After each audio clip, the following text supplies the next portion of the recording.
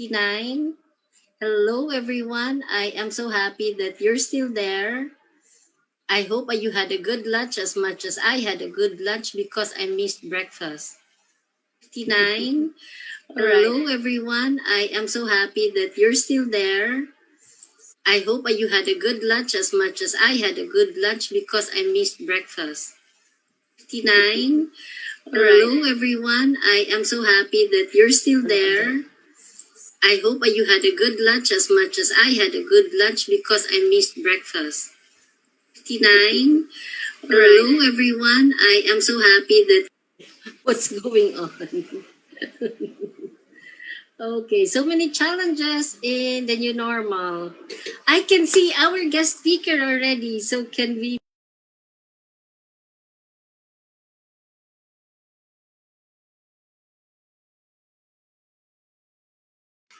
I am delighted that we are all back. Congrats.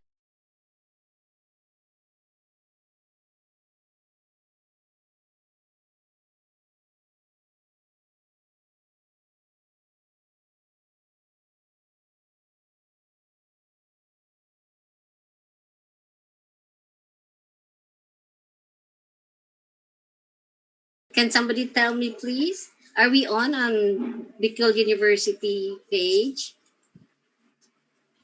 Because I don't want people to miss our guest speaker today. We are. I can see it now. All right. Okay, as I was saying, everyone, it is a privilege to have with us one icon of modern Philippine nursing. I believe he inspires professional nurses and young nurse enthusiasts to be one is to be critical thinkers, among many others. I cannot enumerate all, but he definitely inspires everyone, including myself. Okay, so our guest speaker today has two doctoral degrees in education and in humanities and has three professional licenses. He finished his executive program in international management at the Stanford University and the National University of Singapore, where he graduated with the highest honors among 49 executives from all over the world. And that is truly awesome. He is awarded the Outstanding Thomasian Alumni, or TOTAL, the highest citation given by the Royal Pontifical University of Santo Tomas. He is awarded the Asia CEO Circle of Excellence in Entrepreneurship for 3 years in a row. He is also a certified franchise executive of the International Certified Franchise Association based in the United States of America.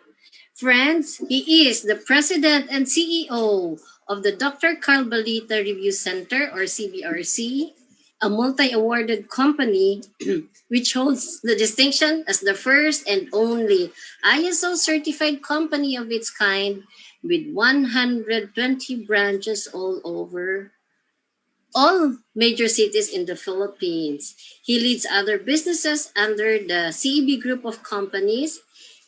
He is a best-selling author, a movie and record producer. He's director of the Dr. Carl Balita Executive Education Program at the Pan Pacific University and is faculty of the Graduate School of Business of San Beda University.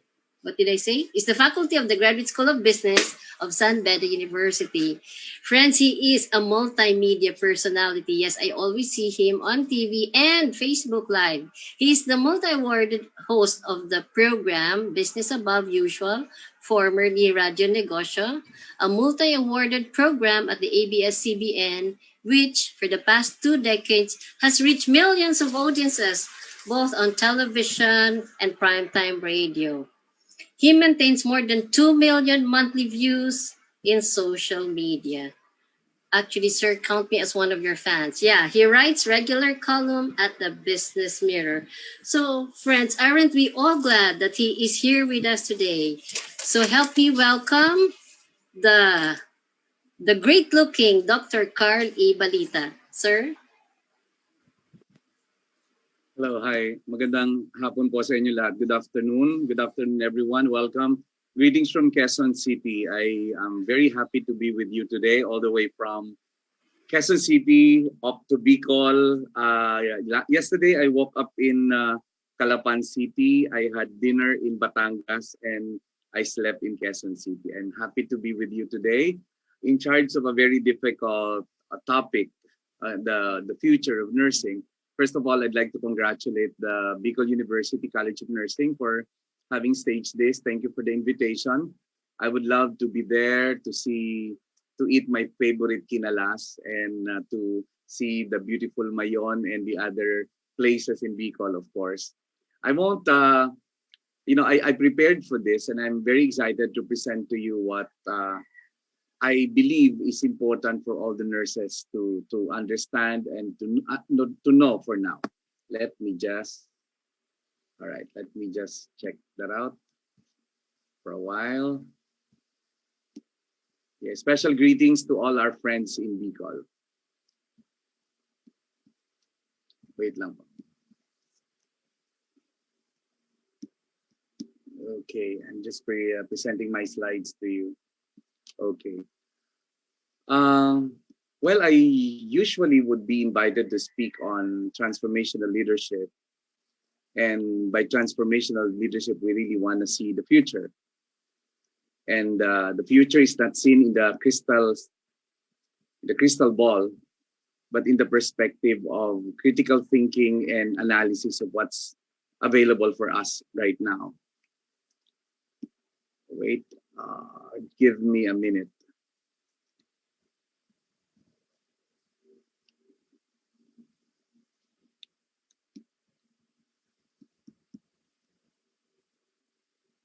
All right. Okay, there you have it. I thank you sa mga nagsha-shout out. Okay. Now, I'd like to present to you this one. This is under my program, Transformational Leadership, because whenever I'm asked to deliver a lecture about the future, I would think that this will be important, especially if I have leaders like you in the audience. The future of nursing is what I want to specifically talk about. But I'd like to speak about change, because if you're looking at the future, you don't expect the future to be the same as today.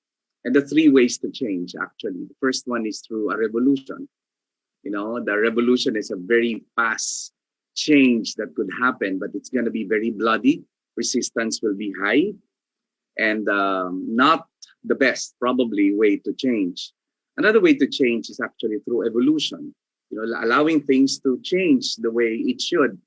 But, you know, evolution may take forever, you know, just like the evolution of man from the ape up to now, kita nyo may mga natitira pang hindi pa masyadong nag-evolve. Just kidding.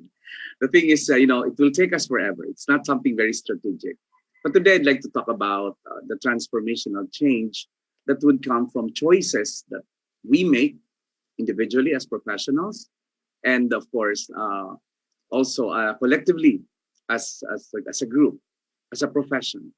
And as you can see from my slide, it's all about choice. It's all about strategy. Like, vision is what we shared together as nurses. And last year we celebrated Florence Nightingale's birthday, and it was declared even by the WHO as the year of the nurses. In fact, I have to confess to you that I was behind the Malacanang's presidential proclamation of year 2020 as the year of the health workers. I initiated that because I thought that Malacanang should also recognize it. You can search it in the cyberspace so that you would see how the government also declared last year, the Philippine government also declaring last year as the year of the health workers, specifically citing the nurses and the midwives as we face the pandemic. The prevailing question is, are we ready for the future? That's what we want to do. That's why we have to sit back, reflect, and figure out what is that vision. Because vision is the ideal state of the future. If we don't know where we're going, we'll never get there. And if I will ask you, a question. If the square peg fit in the round hole, may I ask you to please answer that question? Will the square peg fit in the round hole? What is your answer? May I interact with you and show me your response to this question? Will the square peg fit in the round hole? Okay, I need to see your response to that question. If I may just go to the chat room to appreciate your response. What do you think is the answer for that? Okay, will the square peg fit in that round hole? All right, please answer my question. I want the 81 people to interact with me right now. Come on, the others. Just hit the chat button. Okay. In fact, the answer is not always a yes or a no. The answer is it depends upon what it is made of. If this is made of wood or of steel or metal, it's not going to fit. Okay, but if this is made of pliable materials, wait, I think I'm echoing. I'm recording, and I think my recording is also coming in. Can you mute? Thank you. Or am I now? Okay, kagaya rin na nangyari kay Ma'am Maria kanina, Maria Delia. All right, thank you very much. Yeah, the answer is not necessarily a yes or a no. The answer is, in fact, it depends upon what it is made of. So if you are asked the question, are you ready for the future? The answer is not a yes or a no. The answer is it depends upon what you are made of. And if you only would like to talk about the future of nursing, in fact, those in the graduate school here, if there are professors here who are,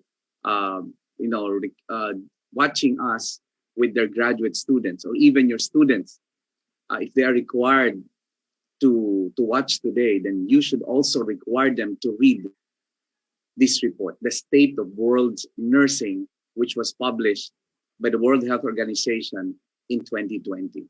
I think every nurse should be able to read the State of World's Nursing. Naulit ko po kung may mga professor po dito. Sorry sa mga estudyante. Kung may mga instructors dito and professors, I would like to encourage you to require them to even summarize and read from cover to cover. I think this has about 80 pages, The State of World's Nursing. And by the way, I'm doing you a favor today because I'll be capturing some of the lessons, some of the highlights of the State of the World's Nursing published in 2020. I'd like to begin by the way, in 2020, when they published it, there was no COVID yet. COVID was not yet there. And that's why they have not included even the word epidemic. Okay, even the word, they used the word epidemic, I'll show you later, but they did not include the word pandemic. Because when they published this in 2020, this was a work of 2019 and a little backwards than that. But the publication year was 2020, and they did not realize that 2020 was the year of the nurses and the year of the midwives and the year of the pandemic.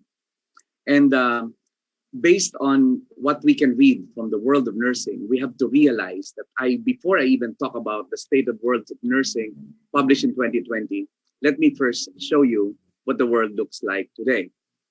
The world, of course, can be described by 4 words, which is aligned in this framework on how well can you predict the outcome of your action and how much do you know about the situation. I'd like to give you a little history.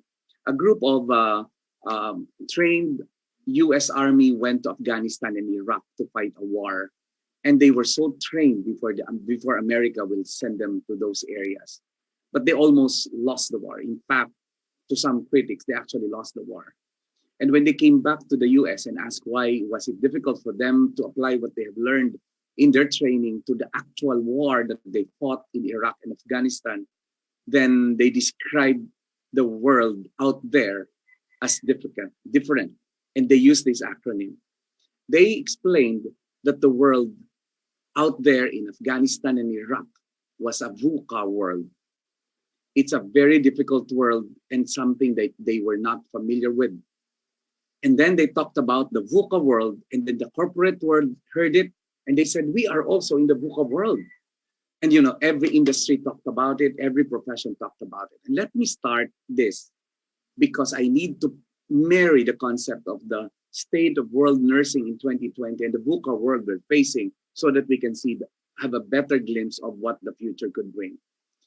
The world is changing so fast and the rate of change is just so much that what was true yesterday may not be true today, making the world so volatile.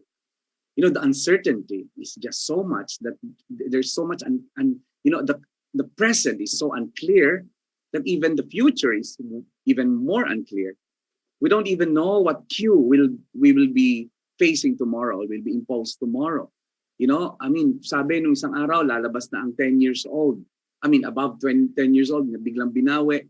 Malls open and close, businesses open and close, and schools, face to face and not, and face to face and probably, and so on. Board exams were canceled.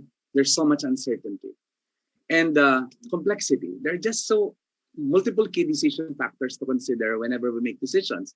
And it's so complex that even the clinical instructors and the deans of colleges now wouldn't know how to proceed with their related learning experiences, how to even assess learning in this new normal. And lastly, there's ambiguity. There's just too much confusion. And this is what was described as the VUCA world.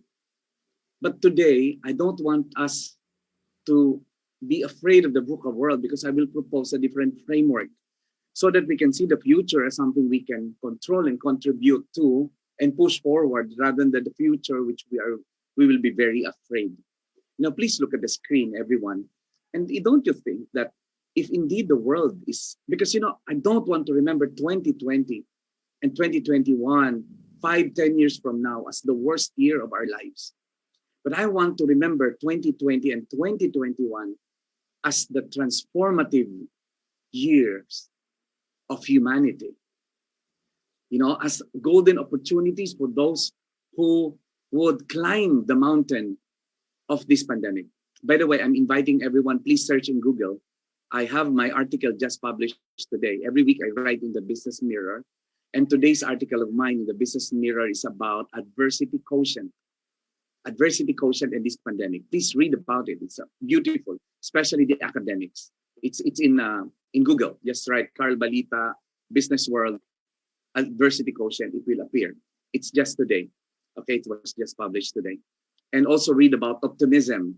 Read about some of those articles I write about in this pandemic.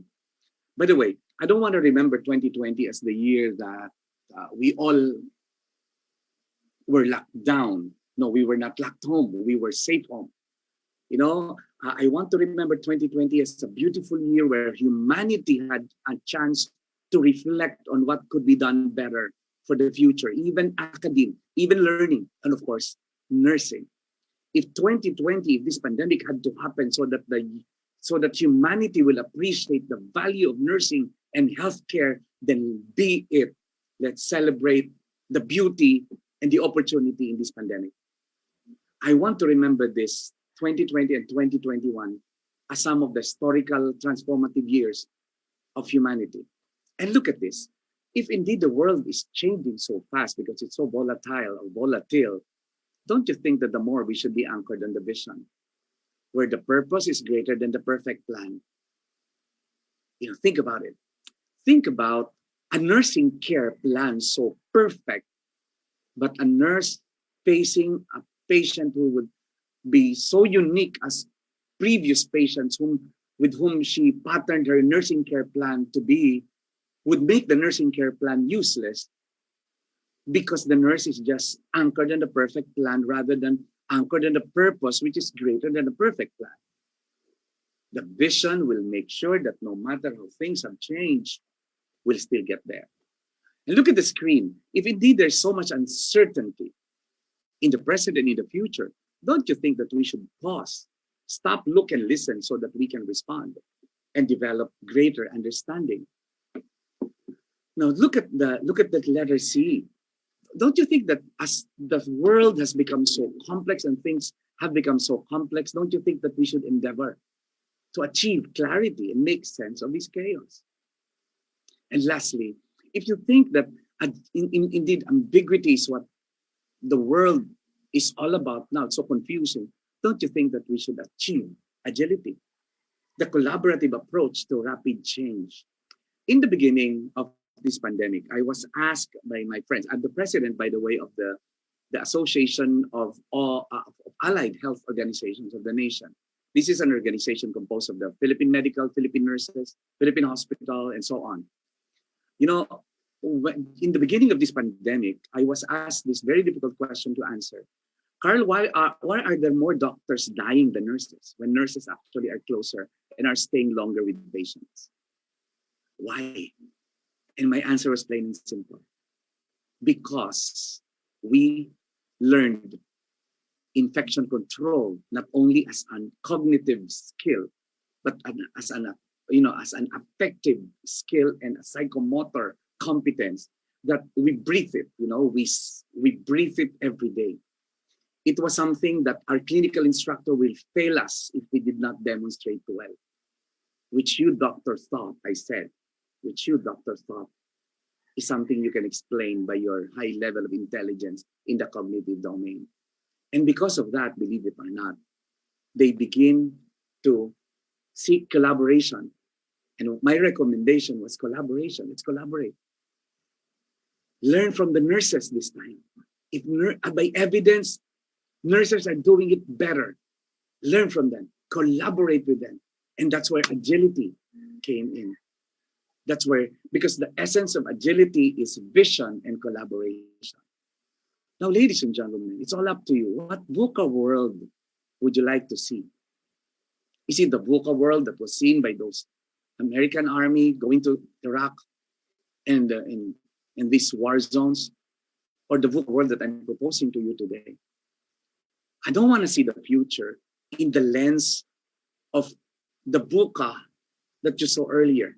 But I want to see the future of nursing as a VUCA world in the lens of the vision, through the lens of understanding, through the lens of clarity, and through the lens of agility. And we have to do something.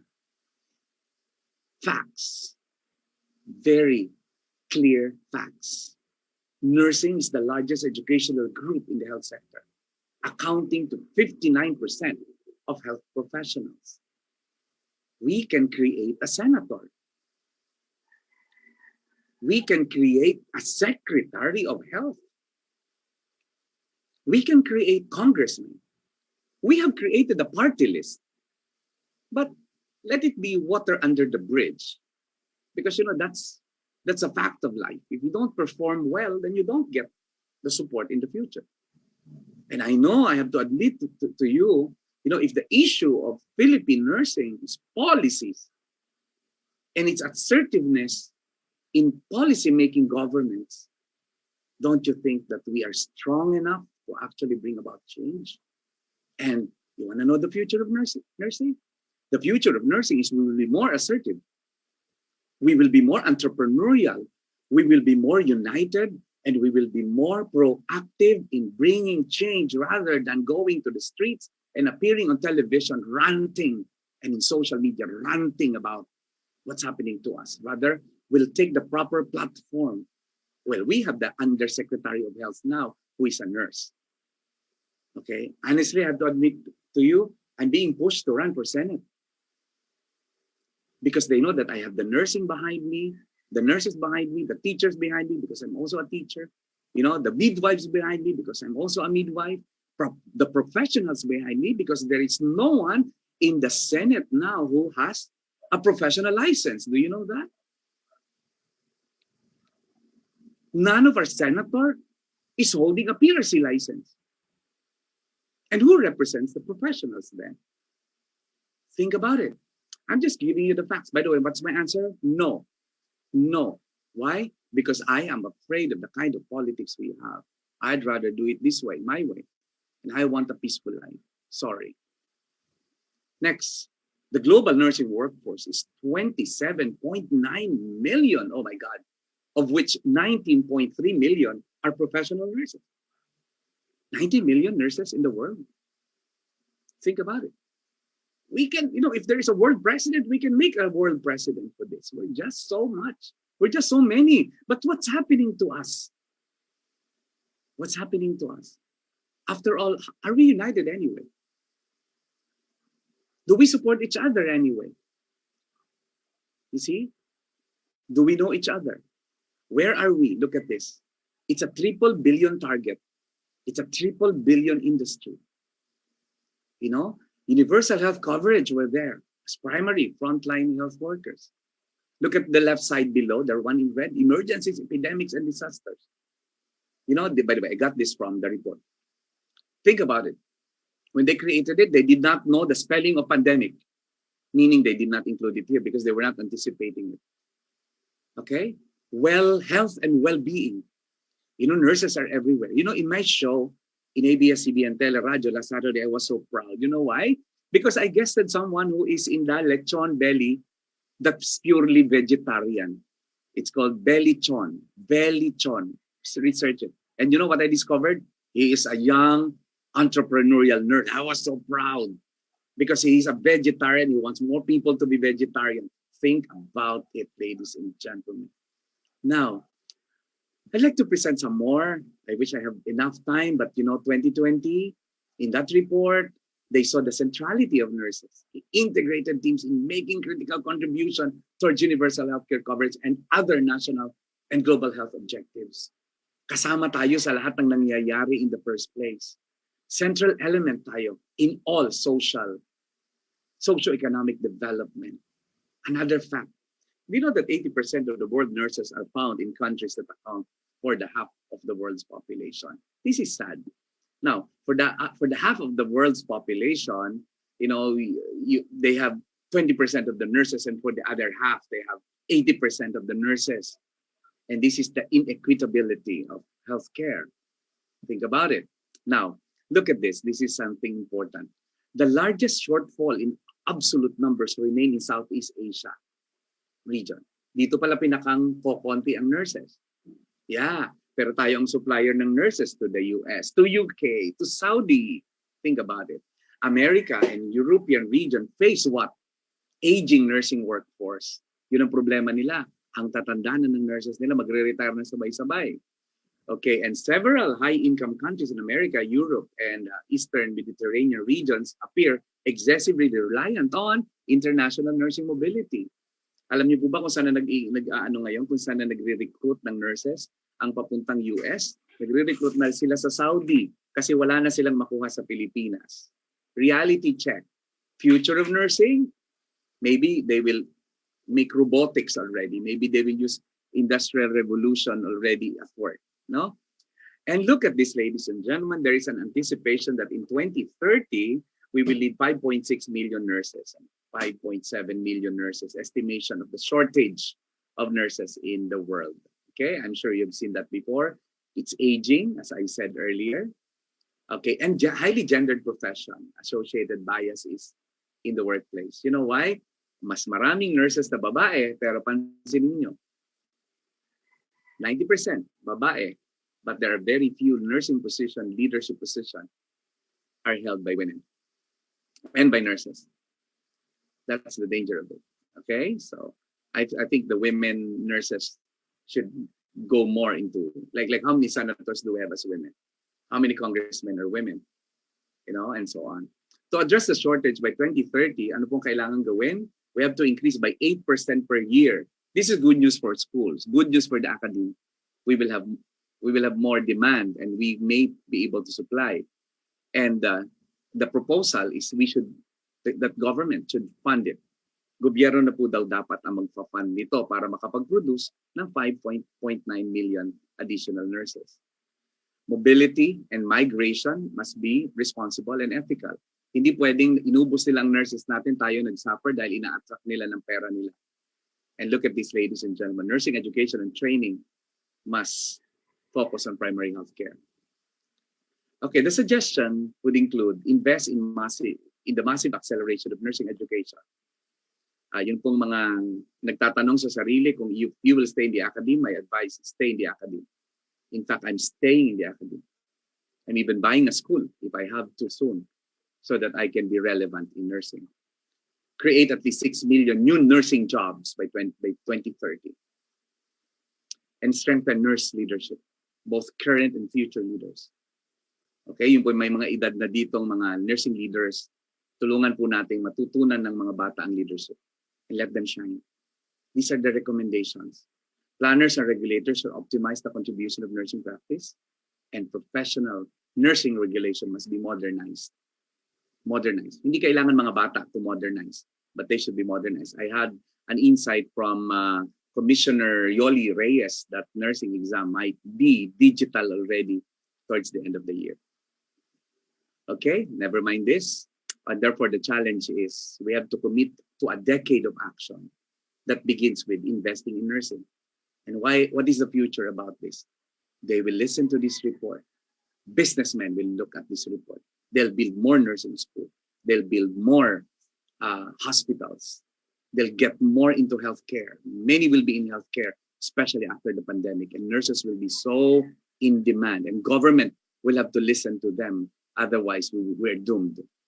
Now, the illiterate of the 21st century are not those who can read and write, but those who can learn, relearn, and unlearn. That's by Toffler. And let me just present to you where the future is heading. You know, we were talking about the fourth industrial revolution prior to COVID, but please look at this so that we know what the future looks like. In the second industrial revolution in 1870, IQ was born because the primary skill set was cognitive skills. And the mind was the focus. But during the third industrial revolution, the soft skill came in and emotion came into the picture, and language of EQ, AQ, and SQ came. But with the fourth industrial revolution, because this is the future, the new primary skill set is digital skills. And as early as 2016, this is wrong. This is not 2006. As early as 2016, digital intelligence was already a topic, and the spirituality and values became the focus. Why am I saying this? Because as nurses, this is our strength. We may not have the strongest of the body or the most intelligent of the mind, but we should be the strongest in spirit and values, even as we develop our primary skill set of digital skill. And this is what I'm showing you, ladies and gentlemen, the framework of the future. Industrial Revolution 4.0 is a greater disruptor than the COVID, which is ending soon. The pandemic, which is ending hopefully soon, they say next year. But even if the pandemic ends, let's not forget that the fourth industrial revolution was accelerated by our pandemic experience. And unless nurses can anchor themselves in the core of our spiritual basis, the spiritual history, and the spiritual foundation of nursing, even in the olden times, if we don't carry that on, we might lose our significance in the world where robots are replacing, and artificial intelligence, machine learning, and so on, and technology. We should make ourselves irreplaceable.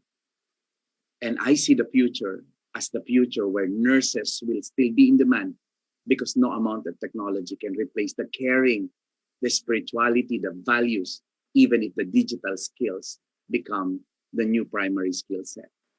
And as I always end my lecture, if we are seated, if everyone else is seated, please stand up. If everybody's standing up, please stand down.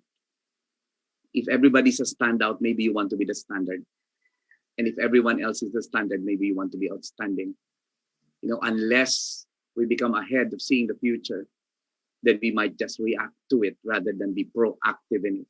And there's only one word that matters in this slide: stand.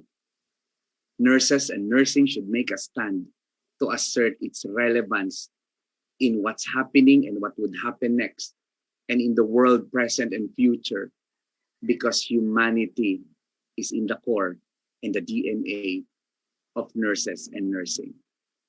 And through this, I'd like to say thank you for this opportunity to speak to you. I would be ready to answer some of your questions. Maraming salamat po. Okay, sir, that was spectacular, if I should say. Very brief, but very, very clear and with the heart, no? Yes, we want to be outstanding, really. And okay, there are three questions now, sir. I have three No problem. questions. No problem. Yeah. Okay, first question. Given the present circumstances brought about by the pandemic, where basic healthcare skills and procedures are taught remotely, will it affect the quality of nursing graduates, nurses produced by nursing schools? What can the schools do to ensure quality and excellence? Thank you very much, ma'am. Thank you. When I was in Stanford, we were asked to present a technical paper about the disruption. And the disruption at the time everybody was talking about is the fourth industrial revolution. I was the only uh, executive from the education sector. I was the only Filipino, number one. Most of them came from developed countries because it's really very expensive. And I was the only Filipino. I was the only one who came from the academe. And I presented to them the omni-model, because then I thought that if industrial revolution will come to education in the Philippines, then our digital divide will be obvious. So that's when I presented the omni model, which means all modes of learning. And I did not know at that time that this pandemic will come. Okay. And for the information of everyone, we're now doing the digital related learning experience. We're offering it as a service where instead of you making your students watch a mannequin in Zoom, and sabi nga Zoom na nga, mannequin pa ba? I bring the expertise of CBRC, of my review center in digital learning, because now we're managing digital events. I bring them to hospitals. Like if you want to watch a mother who's giving birth, the students can watch it. At least you're not simulating it only in the laboratory. So they watch the actual childbirth process, of course, with all respect to privacy. They have seen some of the best triage facility, ma'am, in D Luna and other places in Manila. They've seen actual surgery, you know, and this is something we invented in CBRC so that we can offer to nursing schools. Now, why? What is my point? It cannot assess much. The assessment, we can only go as far as cognitive, okay, and as far as maybe affective, but never in the psychomotor domain. And according to experts, even in my paper, these are the things that can wait. What is important is that we are already building the foundation of that cognitive learning and that affective learning, which can be achieved by resources available for now, so that when they get into the future, that they can actually demonstrate it or even practice it and rehearse it.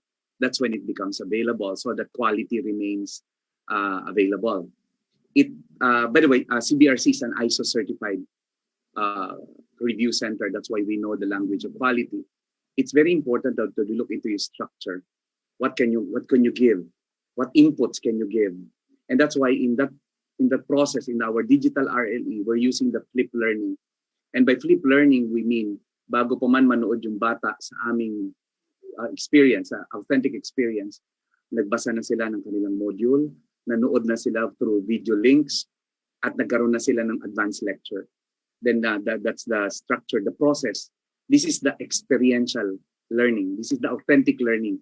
And by the way, Ma'am Delia, may bago tayong concept ngayon, yung standardized patients. Standardized patients, because we cannot really make available for them now a real patient. That's why we have standardized patient. For psychiatric nursing, for example, kumuha na ako ng mga actors and actresses who would be with the script and with the guidance of course, the experts. They will act schizophrenic, paranoid, etc., only for us to be able to demonstrate communication skills, for example, and many others, including some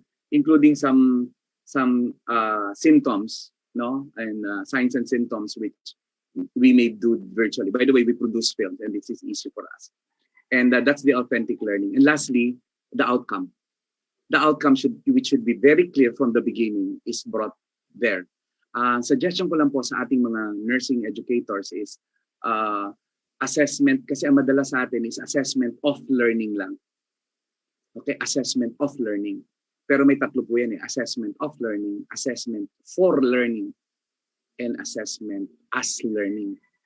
So in my model, if we assess only assessment of learning, mahirapan po tayo. We will feel very insecure. But if we will be having assessment for learning and assessment as learning, then you can see the collaboration of the instructor and the students in blending the learning experience so that both of them grow. And ma'am, for now, we have to be patient. In the omni-model model, deliver what needs to deliver.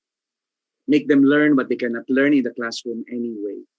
But be patient that there will come a time when face-to-face is possible. That's when their natural curiosity will ooze out because they want to see how transfers are done. I mean, sample ma'am, wala naman talagang kama yan ng hospital bed sa bahay yan. Wala naman talagang wheelchair yung mga batang yan sa bahay. But improvisation should teach us that they can use the bed in their home and the chair in their home as their wheelchair and simulate that learning so that the first thing that they will think of when they see a wheelchair and the bed is to remember what they have learned. And they become more creative. They become more innovative. And believe it or not, the skills that you are so worried that they are not learning are less important than the innovativeness and the creativity that they can learn using improvisation in learning and flip learning in other processes. If you're interested, I can talk lengthily about our program so that you can derive some value in it. Maraming salamat, ma'am. Thank you for that question. Sorry for the long answer, but I was just very passionate about it. Thank you, pa.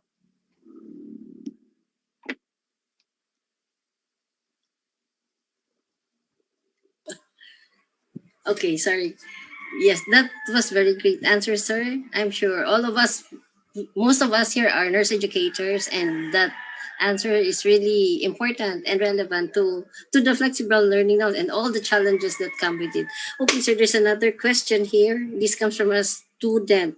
With a course of limited opportunities and poor compensation in the country, how can you encourage someone not to be afraid of the future waiting for nursing both as an act of service and a profession in our country?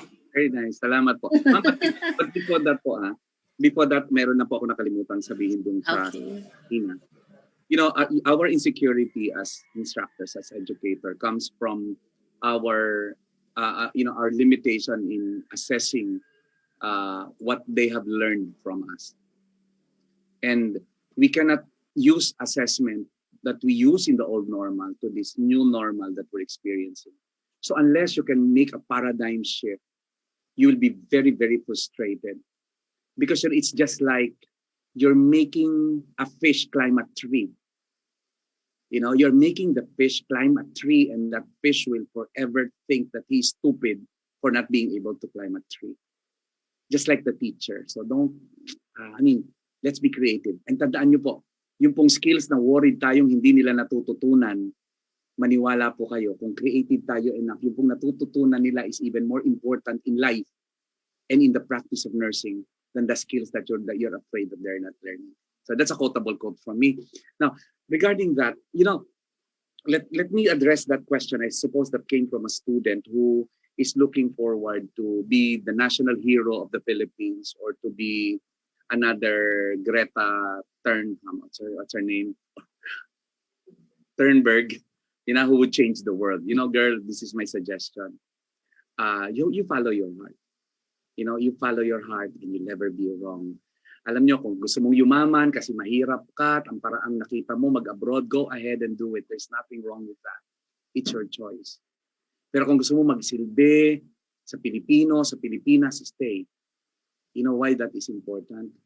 Because at the end of the day, if you bring out the best in you, there is no comparison with success and happiness of others. Look at me. This morning, I was just talking with my classmate in the US, who is the doctor of nursing practice in the US, who is now a professor in the university in the US, and I was calling him because ang review po ni CBRC ngayon, hindi na lang po local Filipino speakers ang ginagawa ko. May mga international lecturers na po ang ginawa, is one of them. we were talking, of course, on the personal note, we were talking about comparing our lives. And then he started saying, Carl, your life is so nice, so blessed, and so on and so forth. I said, sabi ko naman, ikaw naman, ganito, ganyan. Alam nyo, in the end, we were both sad. You know why? If you want to be sad, compare yourselves with other people. Yourself with other people. Just look at your blessing. Kanina nagtatawanan kami in the closing of our conversation because we just realized, you know, you're sad and I'm sad because I think I want your life and you want my life. But we forgot that we actually live the best lives. But you know why I stayed? I have all the credentials to be like them going abroad. I had to stay because I want to be in control of my life. And I am what I am because of that decision. You see, I want to help more. I want to serve more. I want to be richer. You know, I want to be more free. And importante dito, sa summary ko ng sagot sa'yo. Mahaba ko sumulat, sorry ma'am. But this is the summary. Create that vision. Create that ideal state of the future. And that is yours. Start with a dream. You know, because the dream you won't pursue will haunt you for the rest of your life. And I'm telling you, create that vision. And wherever that vision is, if you don't know where you're going, you'll never get there. But if you know where you're going, it's easy to get there. Dream big. It's your life. Decide for it. Make choices. If you are wrong, fine. Move forward. It's not the failure that, the failure that will not be fatal will make you strong. Fail if you have to. Make wrong decisions if you have to, but learn. But what is important is it comes from you. It does not come from anyone, even your parents. You know why? Love your parents, give them the highest respect.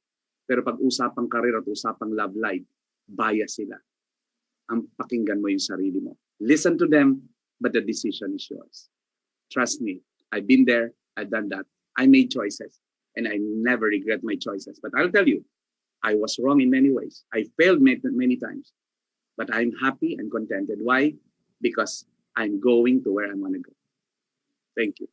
Oh, such a inspiring. The students, I'm sure, are listening, and they can always go back to this part, sir. Can I read those comments on the chat box, please?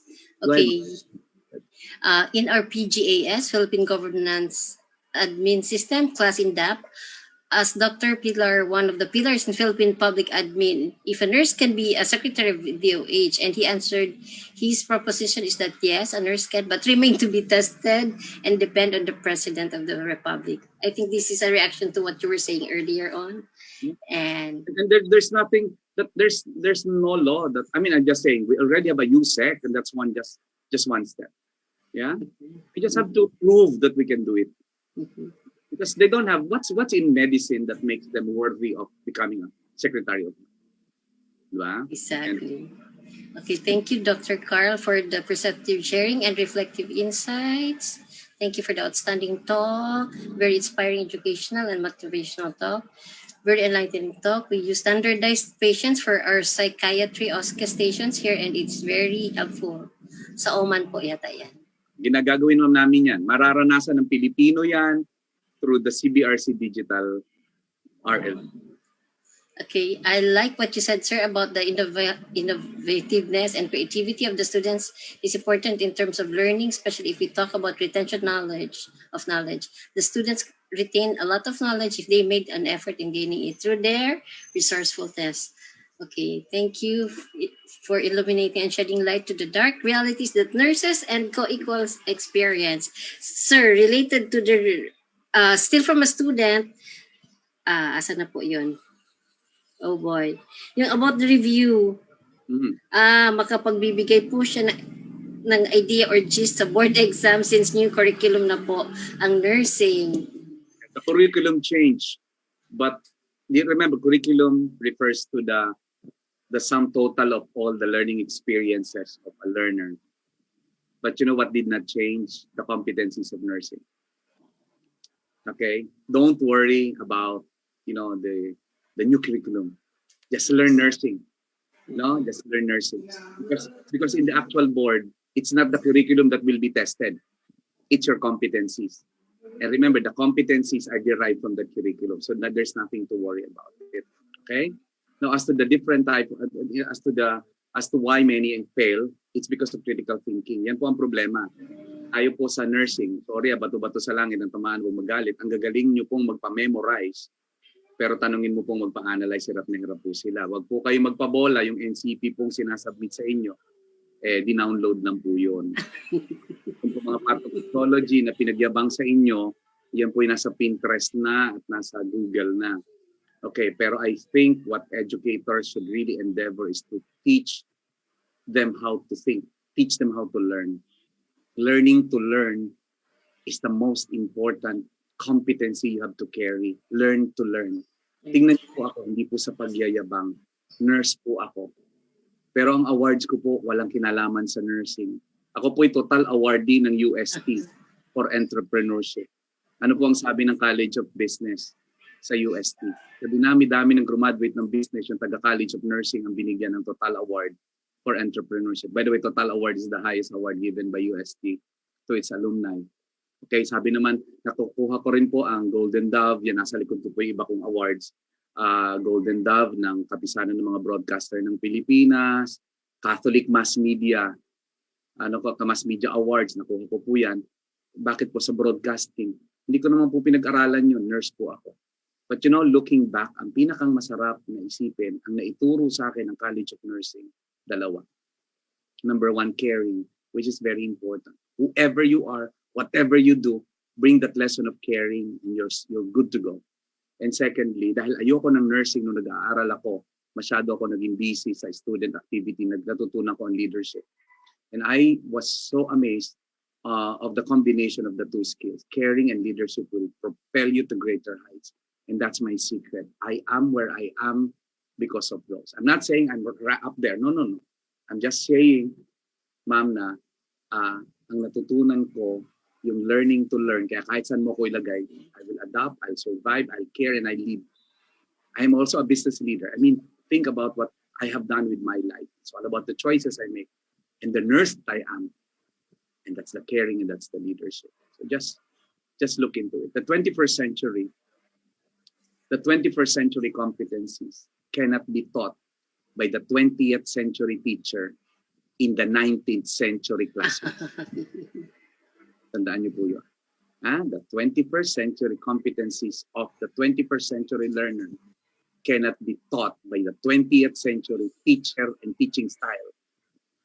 And then in the 19th century classroom. Let's go to the 21st century and learn it. Okay? Wow. Let's go, 21st century. Wow. Thank you, sir. Oh, they are singing praises to you in the comment box, sir. That was so inspiring, Dr. Carl. Thank you for inspiring answer. Thank you so much. As a young professional, your words and encouragement would be our guide. Thank you, Dr. Carl. As an educator, I can relate to your talk. You're such an inspiration, a talk coming from the heart. I agree with you, Dr. Carl. The 21st century skills, critical thinking, and problem-solving skills must be given emphasis when giving. So true. So thank you. There's one question here, sabi, Madam, sorry, this is quite out of context. Kung may review daw po kayo sa NMAT. NMAT, wala na pong NMAT ngayon. Wala. Hindi na po nag-NMAT ngayon. Maski nga po UPCAT, wala na ngayon. So, I suggest na just develop yourself. And by the way, those nurses who become doctors, my evidences can point out that some of the best doctors are the nurses. Wow. They are the doctors. Wow.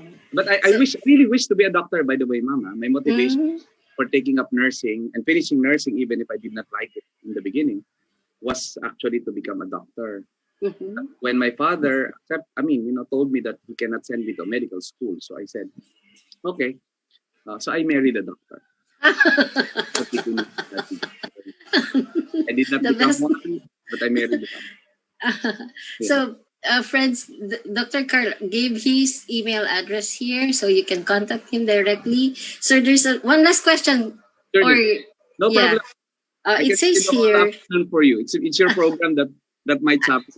It's okay because we are all ears and really are feeling awesome with all your insights. It says here, sir, there are so many brilliant-minded nurses in the Philippines, outstanding, in fact, some of them with all the awards. But it seems like nursing in the Philippines still remain to be, anong pakalagay niya dito? Yung disregarded by the government. Yun po ang... Because our voice is not loud enough. Loud enough. You know, because So, our you know, I hate to say this, but because our organization is not strong enough. Not strong enough. Because if it's strong enough, they should have fought for the nurses. Even PNA is not strong enough. You know why it's not strong enough? Because it's not united enough. I mean, maybe PNA is united, but there are other sectors outside PNA that does not unite. Patunay lang po nito, kung tutuusin, well, kung tutuusin, yung nakaupo na minsan tayo sa Congress, nakaupo na tayo doon. If you only know some, some stories there, why it did not continue, it's because, it's not the problem of those people outside or those problem inside. It's a question of unity all the time. And the nurses, the older nurses will agree with me. No? Pag walang unity, wala yan. Tignan yung business sector. Pag gusto namin ibukas ang mall, sasabihin lang namin buksan ng mall, bubuksan ng mall. Pag sinabi namin palabasin ang matanda, palalabasin ang matanda. You know why? Because they listen to us because the business sector is so united. Other sectors are also so united. Ang nursing, unless we become one voice. Ang problema sa atin sa social media na lang, mag-post ka ng something dyan, away-away na yan. Ang gagaling kasi natin, sobrang gagaling natin. At sa sobrang gagaling natin, hindi na tayo naniniwala sa iba, sarili na lang natin ang pinaniniwalaan natin, which is very wrong and fatal, I tell you. It's going to be fatal. Sabi ko nga sa inyo, we can create a senator if only all nurses will vote for one candidate. Even party list, we can have 3 seats. By the mere number of nurses. Wala pa yung kamag-anak niya, jowa niya, anak niya. Siya lang. Kaya natin magpaupo ng 3 congressmen in one party list. But hindi We're not united enough. And I think it's a question of leadership. There should be someone who will lead. One team or one group who will lead and everybody will follow. Alam nyo yan, lalo ng mga taga-PNA, you know what I'm talking about. You know what I'm talking about. So that's why they're asking, Sir, Dr. Carl, when ka magiging PNA president? I'm not even sure if I'm a member. if I am an active member. And I used to be, but I don't want to waste my time sa masyado magagaling na environment. Sorry, masyado tayong magaling, but the proof ng galing natin, number 1, buhay natin. Number 2, kasamahan natin. Now, I'm saying this is very risky for my part to say, but I'm telling you, kung totoong magaling, I mean, awarded tayo, di ba? Most outstanding apo or something. Magaling. Kung totoo magaling tayo, walang nurse. O kukunti dapat, at least at the very least, ang nurses na naaapi ngayon. Kawawa kaya ang nurses. Saka makakita, tayo bumibili sarili natin PPE. Wala tayong protection. Di ba? Walang no work, no pay. Tapos, di ba? I mean, swerte yung nasa government. Pero what about those in private sector? And this is such a big sector. We have to unite. And it starts with us. Ako, I have offered myself many times. I'm always offering myself many times. And walang makakapagsabing nursing leader, even of the PNA, na hindi ako naging supportive. I've always been there. But I'm yet to see a day, that we will come together and be strong. Nagawa natin, ma'am, yan, na research nyo, nagkaroon tayo ng rally kompleto. Ganda. Pero pagkatapos noon, wala na naman ulit. Sayang po. But I'm seeing some, ang problem is this we are always waiting for that light at the end of the tunnel. We forgot that maybe we are the light.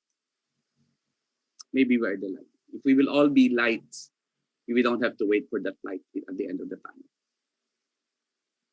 Yeah. Oh boy. We wish we could listen to you forevermore. Yes, thank you very much. We look forward to another event like with you. And I'm sure we will be listening intently again. Thank you so much, dear sir, for that inspiring and really motivating and lahat na po. Empowering even. Thank you so much. We shall be, yes? Bicolano that I want to celebrate today. Oh. The Bicolano characters. The Bicolano character of resilience. Is something that will make you survive this, believe me. And the Bicolanos, are hot. You're always hot, meaning may Chile, not only that, but the Bicolanos are passionate. And remember, you found yourselves in that part of the Philippines where calamities come and go, disasters happen, and what did not kill you should have made you strong. You're strong. Keep it up. Salamat. Yes. We can start on that, in fact. Thank you so much, sir. We shall be sending you our token of appreciation. No problem. Thank you so much. Thanks, ma'am. Okay, there you have it. Ladies and gentlemen, I still have that spot for the created by the talk of Dr. Carl Balita. I'm sure you're feeling the same way. Okay.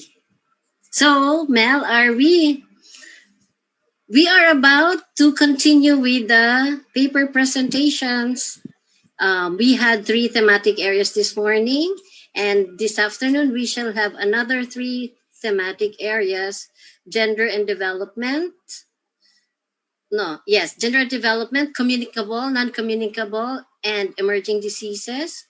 And lastly, emergency management response and disaster risk reduction. So, yes, I'm sure Sir Mel is already ready.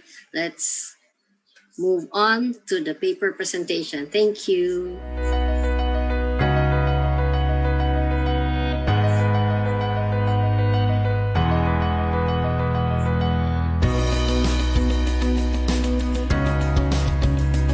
Ladies and gentlemen, the fourth thematic area, gender and development.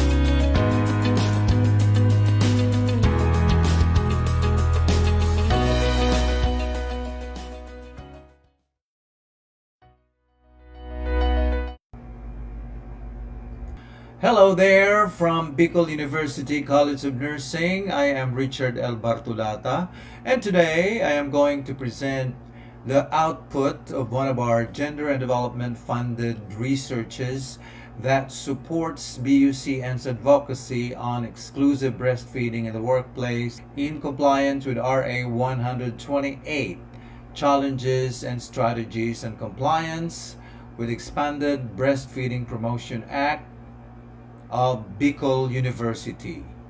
We start with the legal basis of the study. The Civil Service Commission, or CSC, is mandated to enforce the provisions of RA 128 in all government workplaces. The study is anchored on the theory of regulatory compliance, which deals with the importance and significance of complying with rules and regulations, like implementing rules and regulations. This is a descriptive study utilizing a structured interview guide based largely on the provisions of RA 128, or Expanded Breastfeeding Promotion Act. Key informant interviews were done among BU deans, directors, and faculty presidents. This study attempted to determine BU's extent of compliance with RA 128 and its components. It also tried to identify the challenges to BU's compliance with the aforesaid Act and the potential strategies to address the identified challenges. The study utilized a structured key informant interview, or KII guide, based primarily on the provisions of the implementing rules and regulations of RA 128. 14 academic deans and directors and 12 faculty presidents volunteered to join the research established BU's compliance with RA 128. This study was reviewed for ethical soundness and approved by the Institutional Review Board, or IRB, of Bicol Regional Training and Teaching Hospital in Legazpi City. Here are the results of the study. The level of compliance with each provision of RA 128 was determined by the number of key informants who answered in the affirmative, as confirmed by the evidence for verification they presented during the interview, while compliance with the components of the Act was determined based on the rating with the highest frequency. At a glance, we can say that the overall compliance with RA 128 is low, which can be attributed to the challenges to its implementation. Here are the challenges and strategies in compliance with IRR of RA 128 of Bicol University. Unavailability of resources in the form of financial, materials, manpower, and carrying capacity of focal persons, which can be addressed by utilization of Gender and Development Fund and inclusion in work and financial plan of the college or unit. Crafting of office policy and lactation breaks, which can be resolved by the creation of ad hoc committee to craft the school policies on breastfeeding in the workplace. Compliance with the law, particularly with information dissemination and education programs for pregnant women and women of reproductive age and their access to breastfeeding information. All colleges may collaborate with the colleges of nursing and medicine in capacitating their personnel through seminars, workshops, and trainings. Integration of exclusive breastfeeding concepts in programs not related to health. The potential strategy is integration of exclusive breastfeeding concepts in the National Service Training Program, or NSTP. Lastly, production of educational materials, IEC, for public education and awareness program on breastfeeding promotion, which can be addressed by the inclusion of IEC materials for exclusive breastfeeding in GAD committees, projects, activities, and programs, or PAPs, and budget. Based on the findings presented, the following conclusions have been deduced. Bicol University's low extent of compliance with the provisions of RA 128 can be attributed to the challenges to its implementation as identified by GAD focal persons and confirmed by the faculty presidents. It is exacerbated by no systematic evaluation of the implementation of RA 128 in the university. BU is an academic institution, hence integration of exclusive breastfeeding or EBF education and school curricula constitutes the most significant challenge. It is hereby recommended that BU administrators and GAD focal persons must support the proposed exclusive breastfeeding in the workplace promotion program in compliance with RA 128. They should also establish a breastfeeding friendly work environment through the implementation of policies and programs that align with the guidelines set forth by RA 128 so that work is not a barrier to exclusive breastfeeding in the workplace. Moreover, it is wise to diffuse responsibility in the implementation and evaluation of the EBF program to the GAD focal persons in various colleges and units of the university so that its implementation and monitoring will not overburden the Human Resource Development Office. Undoubtedly, a greater appreciation of the law will fuel enthusiasm to overcome challenges of compliance. Thank you for listening.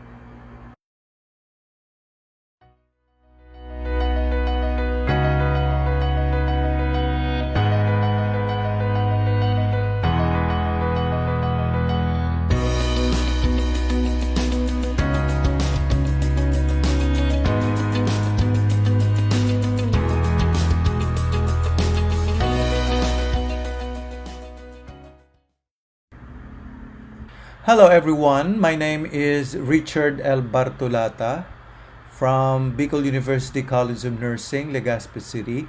May I present to you one of the research components of our proposed extension project, Exclusive Breastfeeding in the Workplace Promotion Program for Bicol University.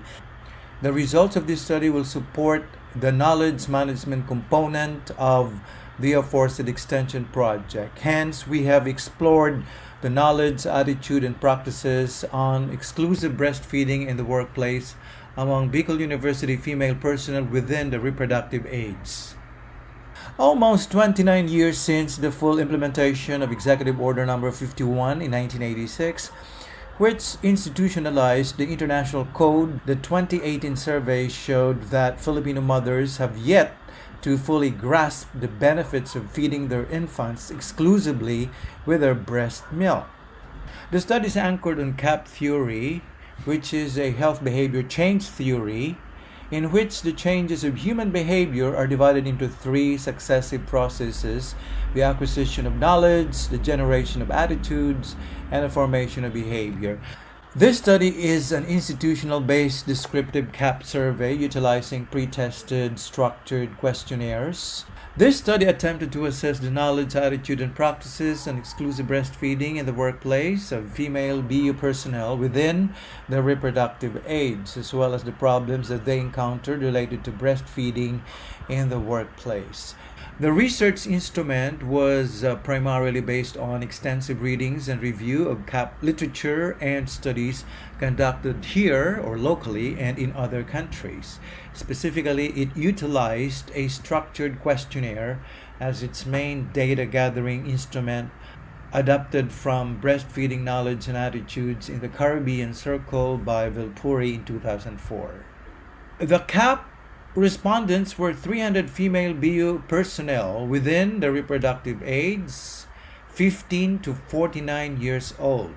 Here are the results of the study. 104 or 35% of the respondents obtained a rating between 75 to 81, described as low. 88 or 29% of them got a rating of 82 to 87 or moderate level of knowledge. 72 or 24% of the respondents had a rating between 88 to 94, which indicates a high knowledge. 28 of the 300 respondents, or 9%, received a rating of 74 and below, which means very low level of knowledge. However, only 8 or 3% of the 300 respondents showed very high level, with 94 to 100 rating. Of the 20 indicators designed to measure the level of attitude of female personnel towards exclusive breastfeeding in the workplace, 11 obtained a rating of agree with weighted mean ranging from 3.50 to 4.49.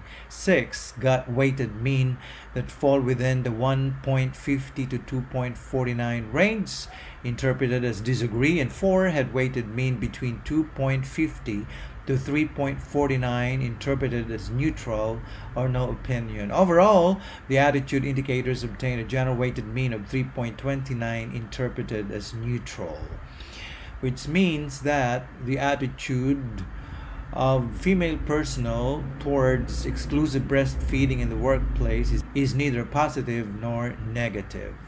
The following are the most preferred exclusive breastfeeding practices among the female personnel respondents of the study. Flexible working hours and options, 83% topped the list, followed by scheduling of breastfeeding breaks, 74%, while 67% of the respondents claimed receiving a breast milk expression pack, training, and support is also one of their preferred practices. Here are the problems related to exclusive breastfeeding in the workplace that the female personnel respondents got to experience. 89% of the respondents answered no designated lactation rooms in their college, while 83% of them said employers are aware of breastfeeding regulations but are not making resources available to their employees unless they are directly asked. Moreover, 77% of them revealed no reasonable breaks for breastfeeding in the workplace, while 72% claimed that employers often see breastfeeding as a personal decision. Furthermore, 71% of the respondents disclosed that employers often do not comply with RA 128, provide information to new mothers about their rights, and foster environments that are accepting or encouraging of breastfeeding. Based on the findings of the study, the researchers arrived at the following conclusions. There is a need to increase efforts in enhancing the knowledge and developing the desired attitude and practices towards exclusive breastfeeding in the workplace for working mothers and their offspring during their first year of life. Providing appropriate interventions to identify work-related problems may have the potential to increase the rates of exclusive breastfeeding in the workplace and subsequently improve maternal and child health outcomes. It is hereby recommended that BU Colleges of Medicine and Nursing, Maine, Tabaco, and Pulangi campuses personnel must offer prenatal classes and postpartum lactation counseling. Likewise, BU personnel who work in the areas of maternal and child health clinic or BU clinics should give appropriate information about exclusive breastfeeding in the workplace. Most importantly, a university-based exclusive breastfeeding education and support programs must be put up to raise EBF awareness and knowledge and address the myth identified by the study. And that ends my presentation. Thank you for your attention.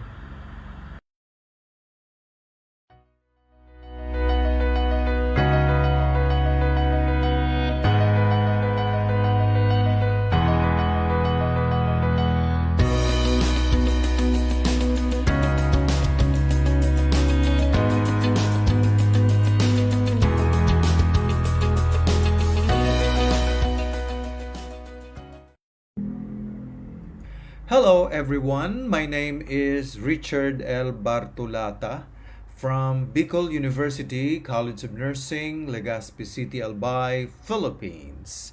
I'm here to present water sanitation and hygiene or WASH situation in Bicol University, Albay, Philippines. Access to safe, accessible, available, affordable, and acceptable water, sanitation, and hygiene is a human right. It is noteworthy that students and personnel spend much of their waking hours in school. In fact, their activities of daily living or ADLs are performed mostly in the academic institution, which usually involve water for drinking, hand washing, and personal hygiene and sanitation. Hence, availability of sufficient, safe drinking water, clean toilets, and hand washing facilities is highly important in promoting the general welfare of the students and personnel of Bicol University. This study attempted to assess the water, sanitation, and hygiene or WASH situation of Bicol University or BU personnel and students in terms of existing water facilities and water quality, sanitation, and hand washing facilities, the ratio of female and male students and personnel to WASH facilities, and the risks for contamination of wells with mechanized pumping.